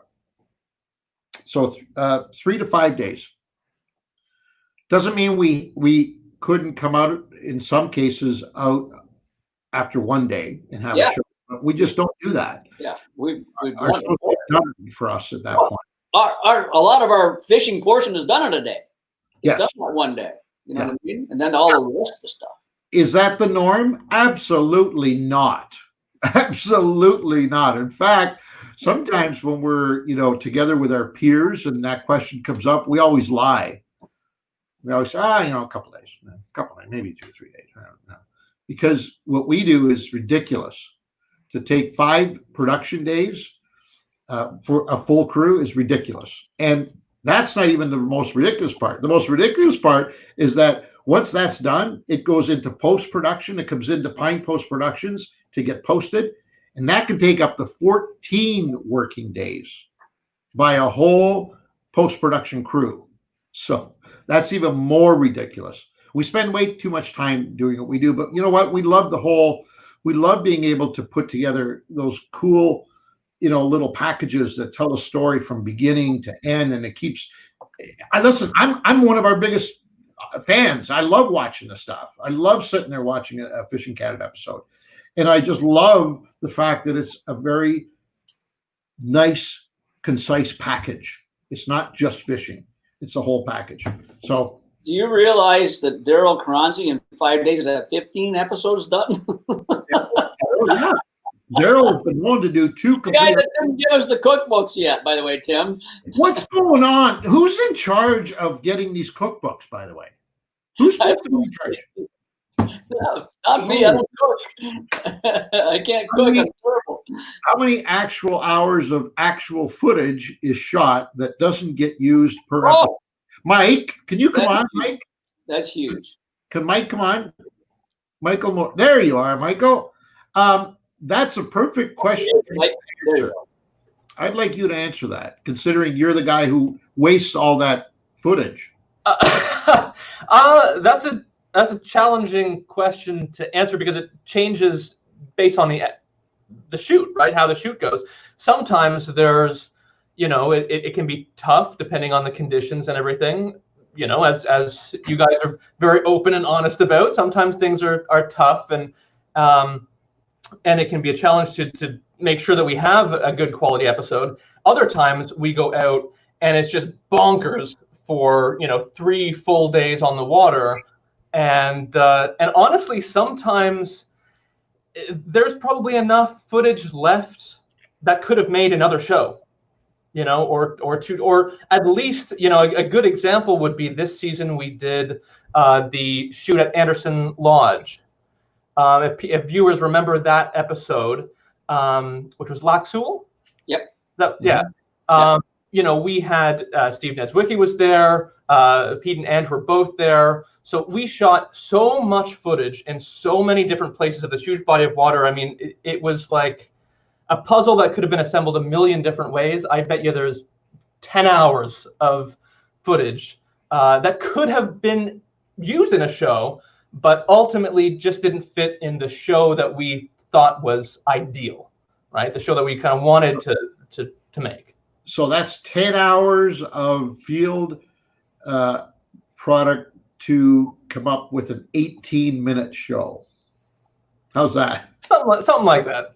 So I would say on the average, to answer that question fairly, I would say we probably have 6-7 hours of field product to whittle it down to a 20-minute piece every week. And it's very important that people, because they don't know this, and we take for granted that when we do what we do, it's like any other job in the world. You kind of figure you do what you do, and everybody else just kind of lives and deals with it. But what Mike said and what Ann said, Dan said 6 hours. Mike says there's 10 hours. In that 10 hours, you could really put together 3 or 4 full Fishing Canada episodes with the stuff that we have. These fish didn't make it because they were too small. The fish didn't make it because the audio popped. There's so many different things. The exposure went crazy or something happened to the camera. So many different things, but there's so much that we shoot that will never make it to air. But in a time factor, could have made it to air, and it's incredible. The stuff that we don't put on the television is incredible. The amount. So, speaking of which, how about a behind the scenes episode? Yeah, wow. we didn't we go down this road once before? I guess we did. Yeah, we kind of did that. Is it the FNC years? Is that what you're talking about? Yeah. But you know what? Doing it that way is.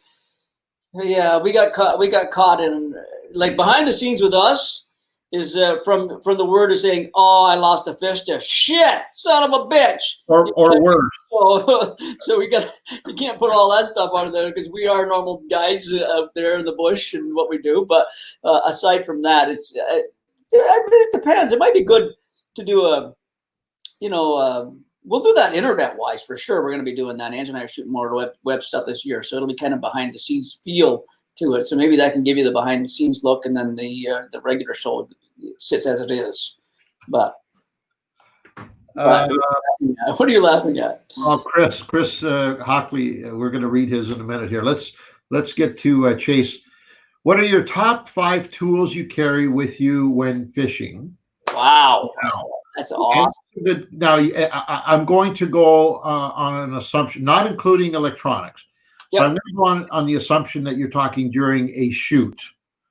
Let's narrow it down to that, because there is a difference between a non-shoot and a shoot day out in the field. But if it's a shoot, the top 5, not counting electronics, obviously boat control is the most important thing for us out in the field. And that goes even for not shooting, to be honest with you. So I would say a trolling motor or electric motor, whatever you want to call it, would be number 1. We have had to fish without one on a few occasions, but man, it just makes it a whole different ballgame, and it's tough. In a perfect world, electric motor at the front and some kind of, shallow water anchoring device at the back. That would suit me just fine, and I don't mind taking up 2 of those 5 with those 2 items for sure. Yeah, and let me go a quick one on what Anne's saying, Chase. You might think we're spoiled, but you have to remember that lighting is everything in television. And if that sun is right there and Mike is shooting us and into the sun, it's impossible. Its footage is in the garbage, so we have to literally turn that boat to wherever Mike is. Okay, right there, good.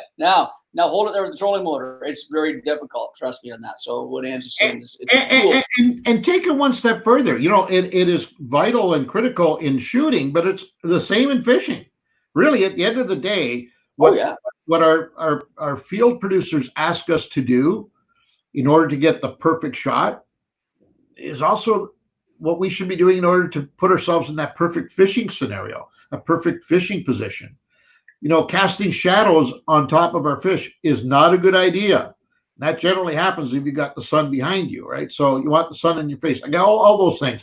And that's where boat control is vital. It's absolutely vital at all times. Doesn't mean you can't fish without good boat control. But that also goes to the reason I said I could go golfing with just a putter. Peter tells me I can't. So, it's one of those things. Now, the balance of those you ate up with not allowing us to talk about electronics, because that's number 1. That's at the top of the list. You can't go anywhere. In fact, now, even when we're sacrificing weight and volume, backpacking and flying into some of the outback lakes, we always try to get a piece of electronic in there because you can't fish without it. I mean, that's going blind. So that's all of those things. Electronics and trolling motors, to me, are far more important than your rods, your reels, and your terminal tackle, because all those things are really good. But if you can't find the fish, and then if you can't hold on the fish. Doesn't matter how good your baits are. It doesn't matter how good your rods and reels, your line. Doesn't matter. You're not going to catch them. So I'll I'm going to go in a little different direction to carry on with Chase's thing, but I'm going to do little tools, little things that we carry either on the shoots or just on the person when we're going fishing. I carry a multi-tool every time on the boat. Every time I have a multi-tool for multiple reasons. Every one of those tools can come in handy. I like to have a good pair of scissors on that tool because that is so nice for cutting heavy fluorocarbon, any line, but heavy fluorocarbon and braid. To cut braided line is one of the most difficult things you can do on your boat. So either a multi-tool with good scissors or a good little boomerang line clipper or something like that to cut your line. That's huge. So that's two of the multi-tool and a cutter. Marker buoys. As good as our electronics are, okay, and marking waypoints are, it's still nice to have a physical reference every now and then. So the waypoints are multitasking. This marker buoy is just one thing. You park it right there, and you know you're going to fish to the left of it or the right of it. So I like marker buoys. Sunglasses, huge. You cannot fish without polarized sunglasses properly. If you ask me, you're going to miss out on something. You're going to miss out on seeing fish. You're going to miss out on seeing cover. You're going to get a hook in the eye, whatever like that. So that's 4 of them right there. And I'm sure there's more. It was a quick fire question. I'm sure there's more that we could. Oh, how about an inflatable life jacket? How about that? And if it's an inflatable PFD, it's not a tool, but it's going to save your ass one day out there, and you don't even know you have it on. We wear them all the time. You don't even know you have them on. So all I want to know is, why do I get the clock only? It's obviously just for me, right? This whole clock thing. Well, who invented the clock? Who did they tell you? The geniuses behind the scene, they just thought it would be appropriate. See right now. That is correct, by the way. That is correct. Yeah, I was going to say, you're just thinking yourself even worse by going to the geniuses and this and that, and they're all going to give you 30 seconds from here. Okay, got Viola off. That's it. He's done. Chris Hockley wants to know, speaking of footage, when does The Last Call re-air with all new outtakes from the hundreds of hours of Now, there's a project. By the way, I got a call from Rob Hill last week. What? Hill's Productions, who co-produced that series with us. And I honestly have not got back to him. I got to do it as soon as I get off the air today. But he wants to know what we want done with all of the raw footage, because they wow. Footage. No.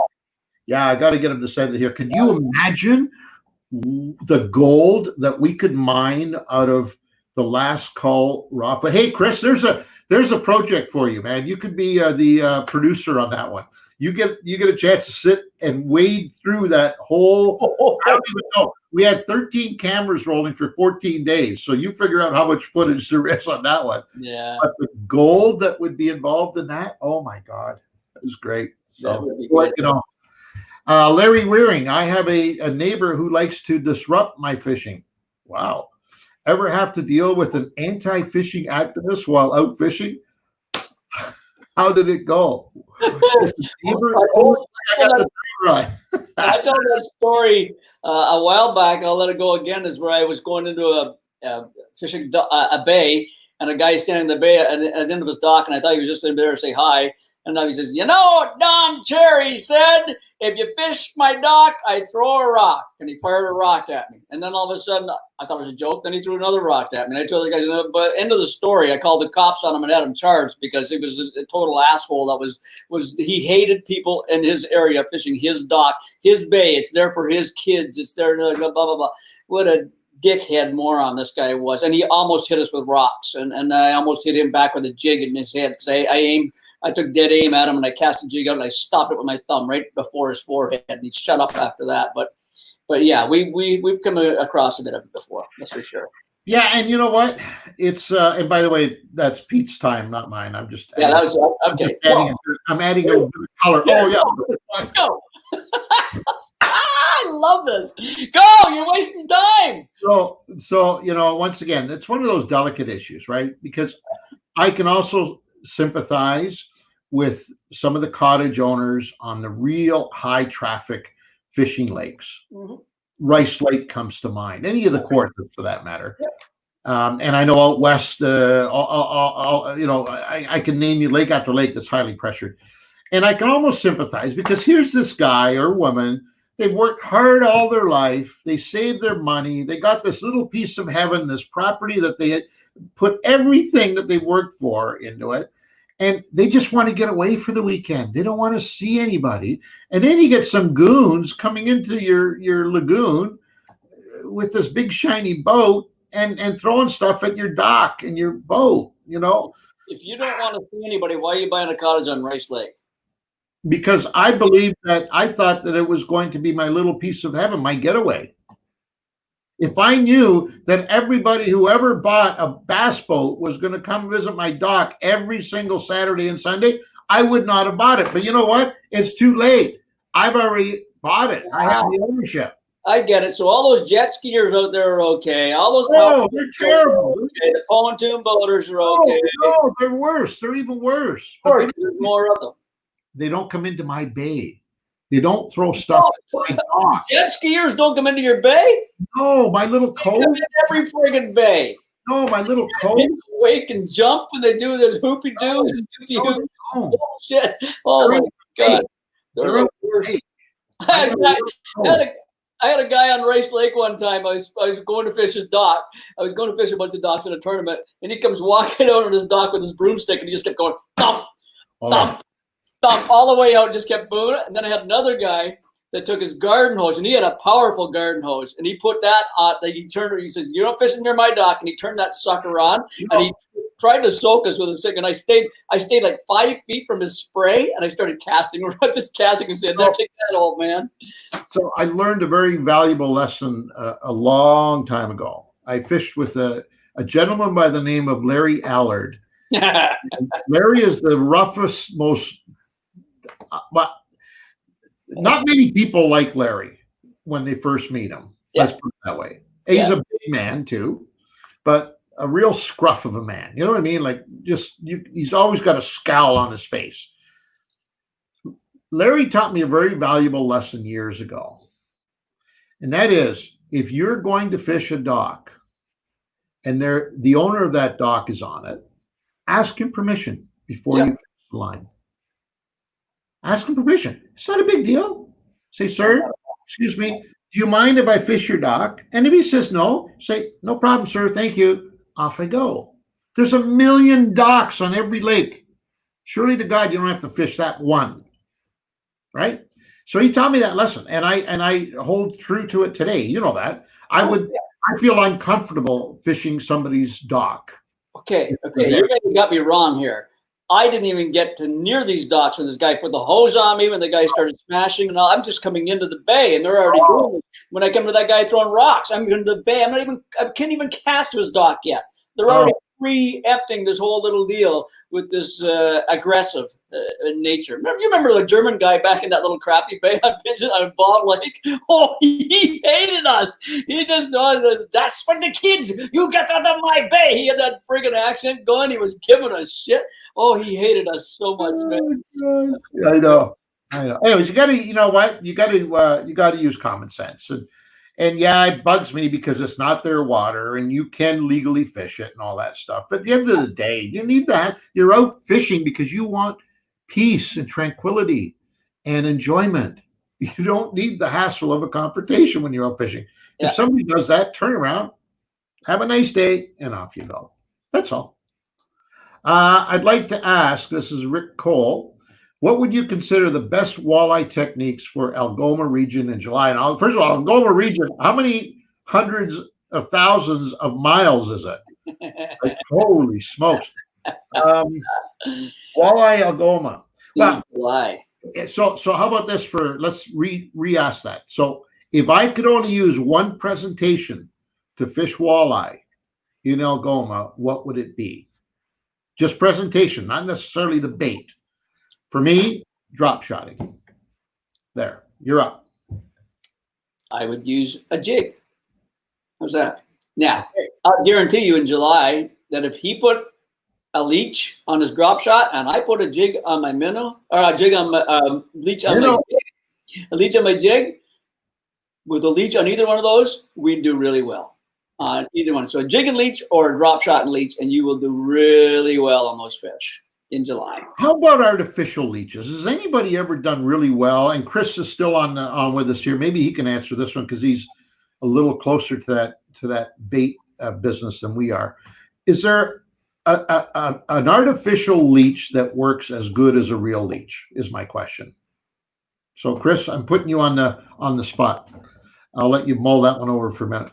But I've tried a ton of them, and I've never found anything close. Now, having said that, I've tried a ton of imitation minnows, and a lot of them work better than the real minnows.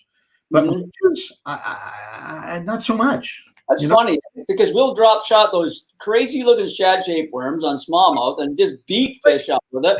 It doesn't even look like anything that we're trying to imitate. I mean, I haven't used those artificial leeches a whole lot, so I can't say I can't. But I there's no way it can outfish on 100% of the time from opening day to closing day. There's no way it's going to outfish a real leech. Gulp makes an artificial leech, right? And I've tried it because I think it looks fantastic. Yeah. It looks better than the real deal. Yeah. but I just haven't had that great of luck with them. Yeah. What do you guys use for fishing rainbow trout? Usually I don't use anything. Fantastic. Save yourself time and money. My dad used to have a saying, okay? My dad used to have a saying, never wash a donkey's hair. That's what my dad used to say. And I said, what are you talking about? And he always used to say that after I did something dumb, right? Never wash a donkey's hair. I said, well, why, Dad? Because if you wash your donkey's hair, you're wasting time and money. So in your case, Robert, if you don't use anything and you're catching them, what do you want to use anything for? Come on. Never wash a donkey's hair. I love that. That is awesome. It's true. So I've been hearing worms, corn, but what would you guys suggest? And hey, hi, and thanks. For rainbows. I mean, if it's fishing on a lake, on a river, on a stream, it depends on where you are too, right? You can never go wrong with a worm. Yep, I agree. I know that that's not what manufacturers of tackle and bait want to hear, but you just can't go wrong with a worm. Not that I'd suggest you use worms, because there's a million things that you shouldn't use worms for. But when in doubt, worm. If you want to use a worm, go nuts. But there are better. We've done really well as well on tiny little minnow baits, little like Rapala lures. We're going to help Chris again today here, like those little tiny minnow baits, like a 2-inch model, stuff like that. They seem to really work well. And small spinners are great too, right? Sometimes you have to tip a spinner with that worm that Anne's just talking about. Depends on where you're fishing. There's those rainbow trout that we fished for 2 years ago in Perry Sound. We got them all on minnow baits. There's a little flatfish bait that we use. We were using all these artificials, and we were beating them up. It was great. Once we found the right bait, it was fun. Like, we just had a riot, fishing 5 feet under the surface of water and 40 feet of water. So these fish were coming up and smashing it. So little spoons are just perfect for that. Little spoons, Cleos, like a small little Cleo. EGPs is another really good spoon for that. Any little spoon. Rainbow's just absolutely the one thing that I haven't had a whole lot of luck with on when you're fishing exclusively for rainbow is plastics. There aren't a whole lot of plastics that I've used that I can really say, wow, that's a rainbow killer. But metal stuff like spoons and that kind of thing, man, they just jump all over them. Over them. People use those little pink plastic worms for steelhead, right? Those little 2 and 3 inch skinny little bright pink worms like that. But I've never done well with I've tried them. I've never done well with it. Have you ever fished for channel cats on a Red River in Lockport, Selkirk, Manitoba area? I hate to be rude, but there's a bear shit in the woods. We've only talked about it for 100 years. That's one of my favorite fisheries on the planet. Are you kidding me? 34 and change was our biggest on TV from there. That's a tank. Monster fish. What a great fishery that is. I mean, it's a fun thing to do for sure. It's absolutely I'm assuming you asked that because you either live there or you have fished there. either way, let us know. But yeah, I know it's a great fishery. And you know what? It's just a stone's throw from Winnipeg. You fly to Winnipeg if you're not from Winnipeg already, and you rent a car, and 30 minutes, 35, 40 minutes, you're in Selkirk. Yeah. There it is, right? And the best part about it, talking about bait, you don't even have to bring bait with you. You go to the Selkirk Dam, which is right there. You drop a couple of, I don't know, shiny objects in the water with a hook on them, and you get goldeye, which are these 10 to 12, 8 to 10, 12-inch fish. And then you take those, chop them all up in pieces, put them on a hook, throw them out, and have fun. Cats everywhere, man. Cat City. Now, I'll tell you, if those people that can't go to Manitoba, you probably got a river in your area that has cats that people don't even realize. All these rivers, the one that I'm thinking of more than anything is where's it, Dunkirk there. What's that river? God, it's a very popular river. I'll think of it through when we're talking. It's not far from Toronto, just the other side of Toronto, basically. And there's some great cat fishing in there, the Grand River. Sorry. And it's got loads of cats down below. There's a little set of rifts below one of the highway bridges right at Maitland. And you can set up, if you got a boat, you set up right there and do the same thing. You anchor, you drop some dead bait or some sucker meat or whatever there, and you get a good chance of catching maybe not 30s, but you can catch 20s. You can catch 10 to 20 pound cats there. So, and it's a fun way of catching fish. It's a blast. Yeah, I think there's a lot of water that is not fish that have got cats. You know, we talked about sturgeon the other day. You know, same with sturgeon. I think there's some monster sturgeon here in this part of the world. We can't fish for them, obviously, but by the way, Chris has got a good point. Before we get to Anne, there, Chris says you can't buy a dream home along a highway and not expect people to drive on the highway. Same as on a lake. Just be respectful, and we'll all get along. Very well said. Okay? So I don't think there's too many people that would argue with you if you came into their bay fishing their dock. You go right ahead, sir. It's all yours. I'm going to take him on. One day, Hockley and I are going to wrestle. That's it. I'm done with him. He's just too big. He needs to be pushed around. Just to let you know, everybody, Chris is a giant of a man. So when he stands beside me, because I'm a very small man, when him and I stand together, it's quite a scene. So, by the way, for those of you who don't know, Chris was also a contestant in The Last Call, the Canada's first reality fishing survivor kind of show. He was one of the 50 contestants from around the world, and was right there at the end. Can you imagine had he won? I mean, I've never asked him this, but where would Chris be today? Not that he hasn't been hugely successursuccessful in our industry, but where would he be today had he won The Last Call? I mean, that's a good question. Yeah. Anyways, before you do that, Joe Devlin thinks Joe is Dunville on the Grand River. I said Dunkirk. I'm probably thinking of England or someplace like that. Selkirk and Dunville. That's what I was thinking. Selkirk and Dunville together. I'm a little dyslexic on a Friday. Thanks, Joe. Okay, go ahead. Shopping tackle. How can you tell the difference between deep divers and regular tackle? Okay, so I'm going to make an assumption that you're talking about crankbaits or some kind of body bait, and you want to know the difference between one that dives deep and one that is shallow or even better, floating. Generally, the lip. If it's got a big, long, wide, it doesn't even have to be a wide lip, but a big, long lip will indicate that bait, if worked properly, will tend to dig down into the water column because you're pulling against the lip. When you throw that bait out and you start pulling on the nose, that lip is going to want to dig deep into the water column, and hence it's a deep diver. It'll pull it down. If it's got a little wee tiny stubby little lip, it's generally a jerk bait or something that you don't want going very deep, that will stay in that 4 foot 2 to 6 foot area, and it's a shallow diving bait with a small lip. And that lip is just that plastic piece that's sticking out in front of that bait. That's all you got to think about it that way. So it's nothing to do with the look of the bait. That's for the diving. Wow. We did both. He wasn't ready. When the timer went out, Mikey wasn't ready to throw something else up there for you. Oh boy. Tips for post-spawn bass in the Kawarthas. Julian Spaziani, Irishman. Julian Spaziani. You're on a roll today, aren't you? Irish, I don't know, Scottish, Irish, I don't know, it's something.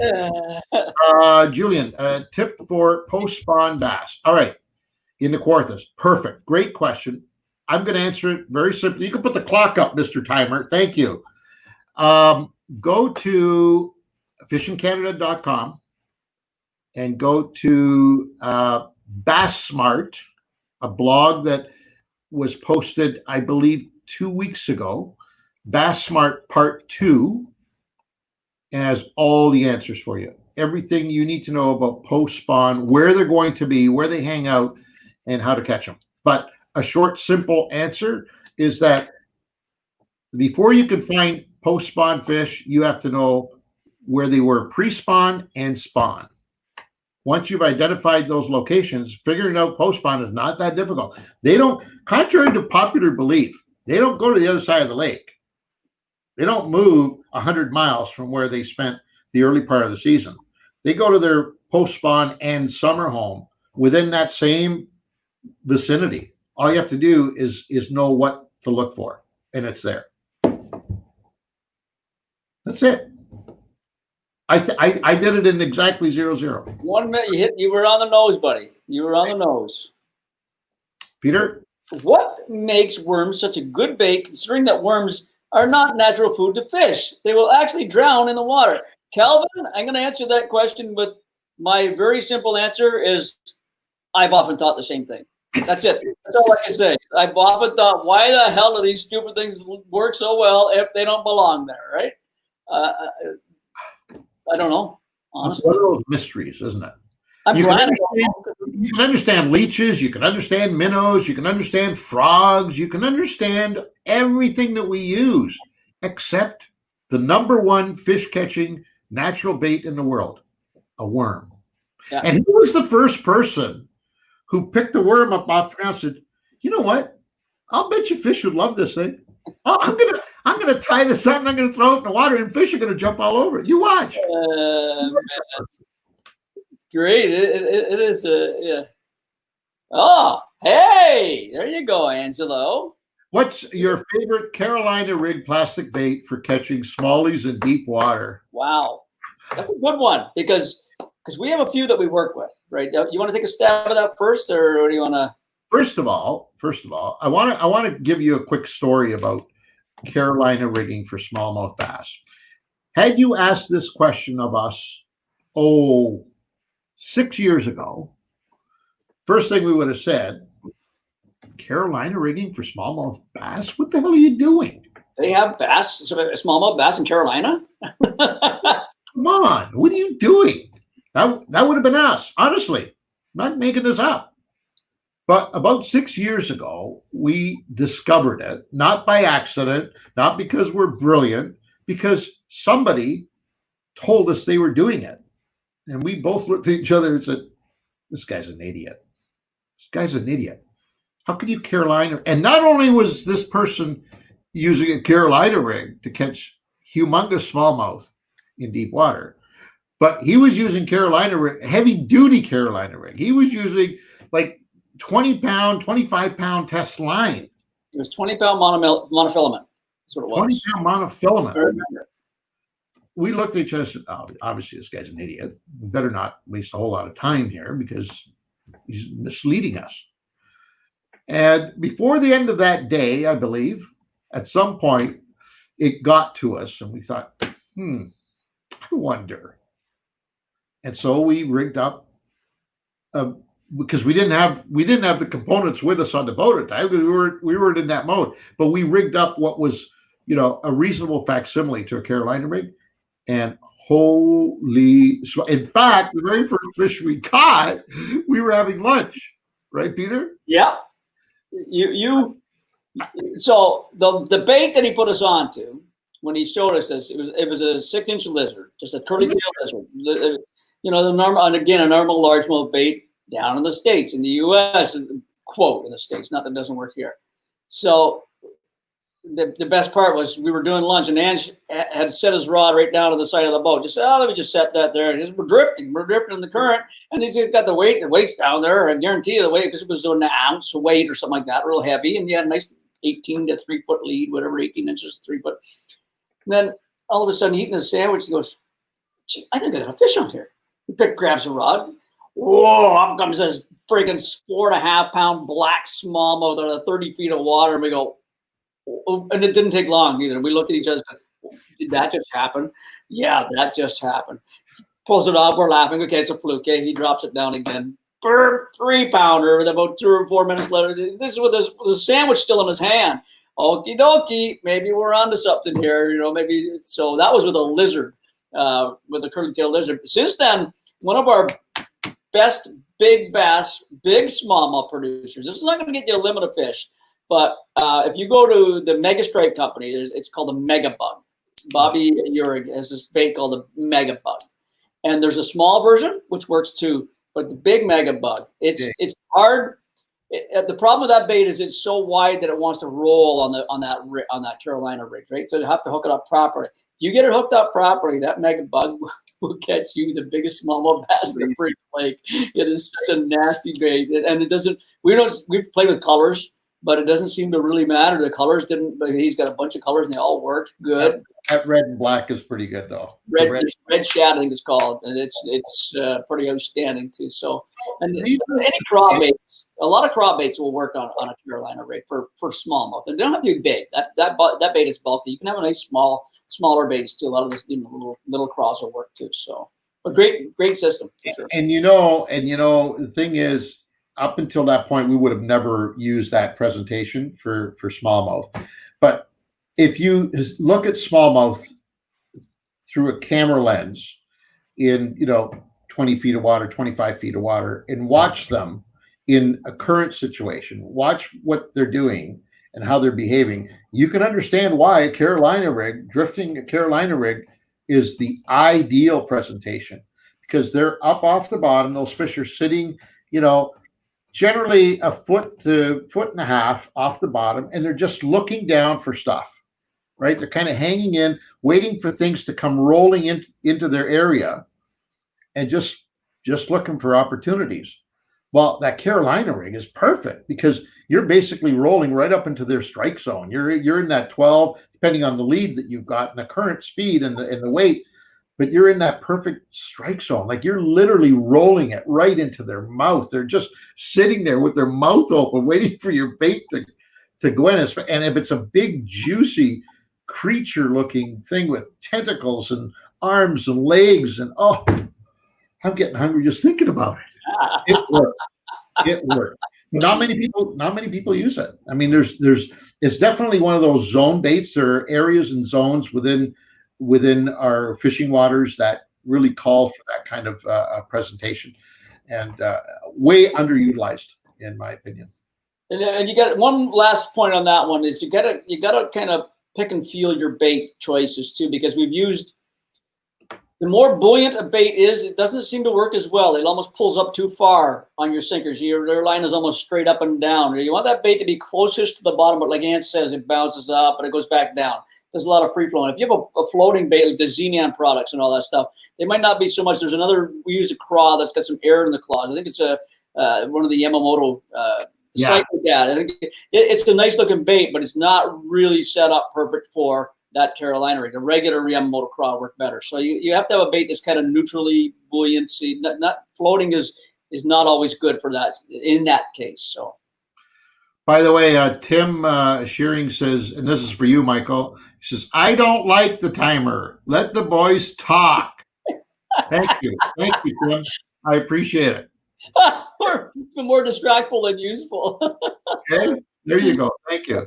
That's funny. Oh, Calvin got back to us. Amino acids in the worm, Pete. It's the amino acids that get the fish biting a worm. So, which makes sense, right? Going back to the mega bug, going back to those kind of baits. Bobby has a scent that mega strike scent that he's got. It's full of amino acids. So then there used to be, I think it was called Dr. Juice. Yeah. They had extract of worm. Extract of worm. While everybody was doing the crayfish and the shad and all that, they had extract of worm, I remember. And it used to sell like crazy. I could never figure out how come, but now maybe that's it. Maybe we need to get more extract of worm on our baits, Peter. to help us. Amino acids, buddy. You know, you had a lot of amino acids in your younger day, didn't you? Being an Oshawa boy. What's Oshawa got to do with I live in Oshawa. Trust me. And my wife works for the police department. Right. I know a lot about this city. Nobody's commented. My eyebrows are not as wild as they were last week. I don't know whether anybody noticed it or not. My wife plucked them on me. Got the weed whacker to him. Got the weed whacker out. Yeah. No, I was on my back. Weed whacker is a little dangerous. She didn't want to go near my eyes. But on the back, it's fair game. So I'm just talking about his back hairs. He's reading a question. One time he come out of I don't know who we were with. He come out of a shower one time and the guy followed him in. He says, "What the hell? Did somebody kill a marmot in here?" Talking about back hair. Oh my God. I remember that. I remember very well. I remember who and what, and it was me that made that comment. Okay, so I'm going to share this story. This is hilarious. Mike Miller, it was his first year that Mike Miller was shooting with us on the Fishing Show, and we were at Kasagami. And we were in that beat up little shack. Remember, we were out in the real bad part of town there. We were in that beat up little shack. Yeah. No amenities or nothing. So if we wanted to go and avail ourselves of the night's feast, we had to walk down into this separate little shack that the guides and the housekeeping staff used. And they also had 2 bathrooms, shower stalls in there. They had one that was the guy's stall, and it was a pig pen. I mean, it was terrible. So the first morning I went in there, these guys are all still sleeping, and I went in there and I looked in that shower stall, and I'd rather keep a week's worth of grime on me than get into that shower stall. I was afraid to crawl in there. But there was another one in the other room next to it, and it was the girls' shower stall, which of course was like pristine. It had everything, the little flowers stuck on the side of the stall and the pretty little curtain, and it smelled like springtime. It was beautiful. I just wanted to inhale it all. It was just a beautiful place. And I looked around, I said, well, there's nobody here. It's 5:30 in the morning. Who's going to know? So I went in and I did my thing, and it was a fantastic shower. But when I came out of the shower stall, I was drying myself off. I looked back, and it looked like a Sasquatch had rolled himself around in the shower stall. There's hair everywhere. Oh my God. And about that time, I heard somebody walking down the boardwalk, because you had to walk down this boardwalk to get to it. So I scampered, I hightailed the hell out of there. And I came back and I told Pete and Mikey the story. And I said, whoever went in there, man, they're going to freak out because it looks like a marmot got killed in there. Hair everywhere. Those poor girls. Oh my God. That girl went in there saying, what the hell? Did Janet not did you clean up after her shave the other day? Oh God. That was so funny. You had to be there, I guess. You were that was good. Hey guys, are there any good lakes around Sunridge area? I don't Dan Roy wants to know. Sunridge. Where is Sunridge? Sunridge. Yeah, where is that? Ridge. I don't know. That's around the Uxbridge, Scugog area, if I'm not mistaken. I could be totally wrong, but I know that there is something. So look it up. Have a look. We'll go back to that one in a minute. Our research department will be on that. Fishing near Sunridge. Ron Pratt, who asked that Winnipeg question. I have caught several species on the Red River in Winnipeg using the old style condom rings. What? That were often found on shore. The hell's when I was a kid, 50-ish years ago. What the hell's a condom ring? You get them in Sunridge? You got me stumped. You got me stumped on that one, Ron. I have no idea what the hell you're talking about. Sunridge is up, by the way, just to let you know. It's in the Magnetawan area, Amick Lake, Soul Lake, areas like that. Huntsville, that's what I meant to say. What did I say, Uxbridge? North of Lake of Bays and all that stuff, huh? What did I say, Uxbridge, Scugog? No, it's Huntsville. Uxbridge, Scugog, yeah. Catherine just agreed with you. She said north of Huntsville. Yeah. So there's some really good, all those lakes, we'll go back to that question. That whole area is fantastic for fishing, and it doesn't get hit as much. I mean, all the lakes in the Muskoka, I'm not going to call them the Muskokas because they get mad at us for doing that. All the lakes in the Muskoka area, even the main lakes, Lake of Bays, the Muskoka Lake, Lake Joe, they all have fantastic fishing and for some giant fish. Lake Muskoka, giant walleye. Lake Joe, giant pike. They all have their I mean, Muskoka has a big pike too, but and then the smaller lakes. Amick Lake is a very good lake as an example for bass. And then you can find some of these really small lakes in there that are just dynamite. I went into a canoe lake. I don't even know where it was. And it was just outside of Huntsville. And I went in and took a canoe in one time. And in one day, I caught like a boat of a dozen bass. Not knowing where I was going with one about over 5 pound largemouth bass that pulled my canoe around like crazy. So there's so much good fishing in that area. I wouldn't even know what to recommend. I would say the big bodies of water, you're going to get bigger fish, but don't neglect going to the little lakes too, and just try and bringing in any kind of bait and looking for bass, let's say, and just go for it. Outdoorsy gal just joined us. I was wondering where she was. Hey, she was busy today. Hey, girl. Boys are behaving ourselves. Yes, we are. Yeah, we are. We're doing good. We're just talking about killing marmots and stuff like that. One species you didn't mention in that body of water, especially Rosso, and I think Joe, is lake trout. Oh, Lakers, yeah. It's just not utilized at all. Yeah. Absolutely untouched. So. Muskies in Rosso too. Apparently some big muskies in Rosso, but they're hard to catch apparently. So from what I've heard anyways. But yeah, Lakers. That whole system is outstanding. Oh. And first of all, if you look at it on a map, you look at it and say, my God, where do I start? So many beautiful long back bays and fingers and underwater points and humps and it's faced, from a geographically speaking, it's in the perfect. If there was ever a perfect configuration for a lake, just look at Muskoka and you look at it and say, wow, whoever designed this was into fishing. It's outstanding, and that's why it's so good. And then you add the fact that it gets very little fishing pressure. Yeah. That's the best part about it. There's very little fishing pressure there. I got a buddy one time that sent me a picture of a fish he's holding up. He says, "Hey Bowman, what is this thing?" And he's holding up a 10-pound walleye. It was on Lake Muskoka. Like the thing was giant. He said, "I threw it back because I didn't know what it was." I said, "Thank God you did, buddy, because that was one of the biggest, probably the biggest walleye you'll ever catch in your life." But he didn't even know what it was. That goes along with the pressure that Anne's just saying. The little pressure. His in-laws, his wife, his parents, has a cottage on Lake Muskoka, and they hardly ever fished it, hardly at all. So, speaking about little pressure, Ken Johnson's got a story about using baits, probably because of the little pressure where they were. He recently saw a guy who had a good chuckle. Anyone ever use small colored marshmallows for carp bait? He says, I laughed until the guy nailed a decent one right in front of me. Seemed odd, but they work. They do work. I've heard guys using them. I've had steel headers. Yeah.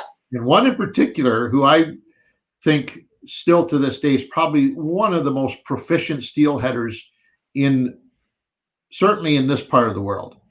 And he used to sneak in where there would be 3 or 4 steel headers fishing a run, especially in a nice tight little turn. There'd be 3 or 4 steel headers fishing. Obviously, what you could see was 6 to 10 steelhead would be in the rift, right? And these guys would be drifting single eggs, and they'd be drifting this.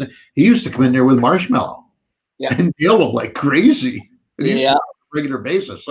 So it does work. Don't know why. My problem with those things is I love those little buggers. I love eating them. I can't even use them for bait. It's one of my favorite little snacks. Those little colored, stupid marshmallows. I cannot get enough of them. If they're in my house, my wife used to buy them for the kids, and the kids hardly ever got them because I eat them all. So I love them suckers. How about we do one more question? We're getting like it's 20 after 2, bud. Holy. We're into overtime, buddy. We're into overtime. I can use the extra pay this week. So okay. Willie says, can't remember if I've seen a show on this, but have you fished Arrowhead Lake in BC or here? I don't know where that would even be. I know I have not fished an Arrowhead Lake that I know of. We've shot a show outside of Revelstoke, BC, called Arrowhead Lake. Okay. Here, not to my knowledge, but that doesn't mean anything. I've forgotten more than I know at this point in my life. I don't recall, but if Mr. Bowman says he doesn't recall either, chances are we have not. But that's still only batting, not too high, buddy. Our average has never been really good. You know what I mean?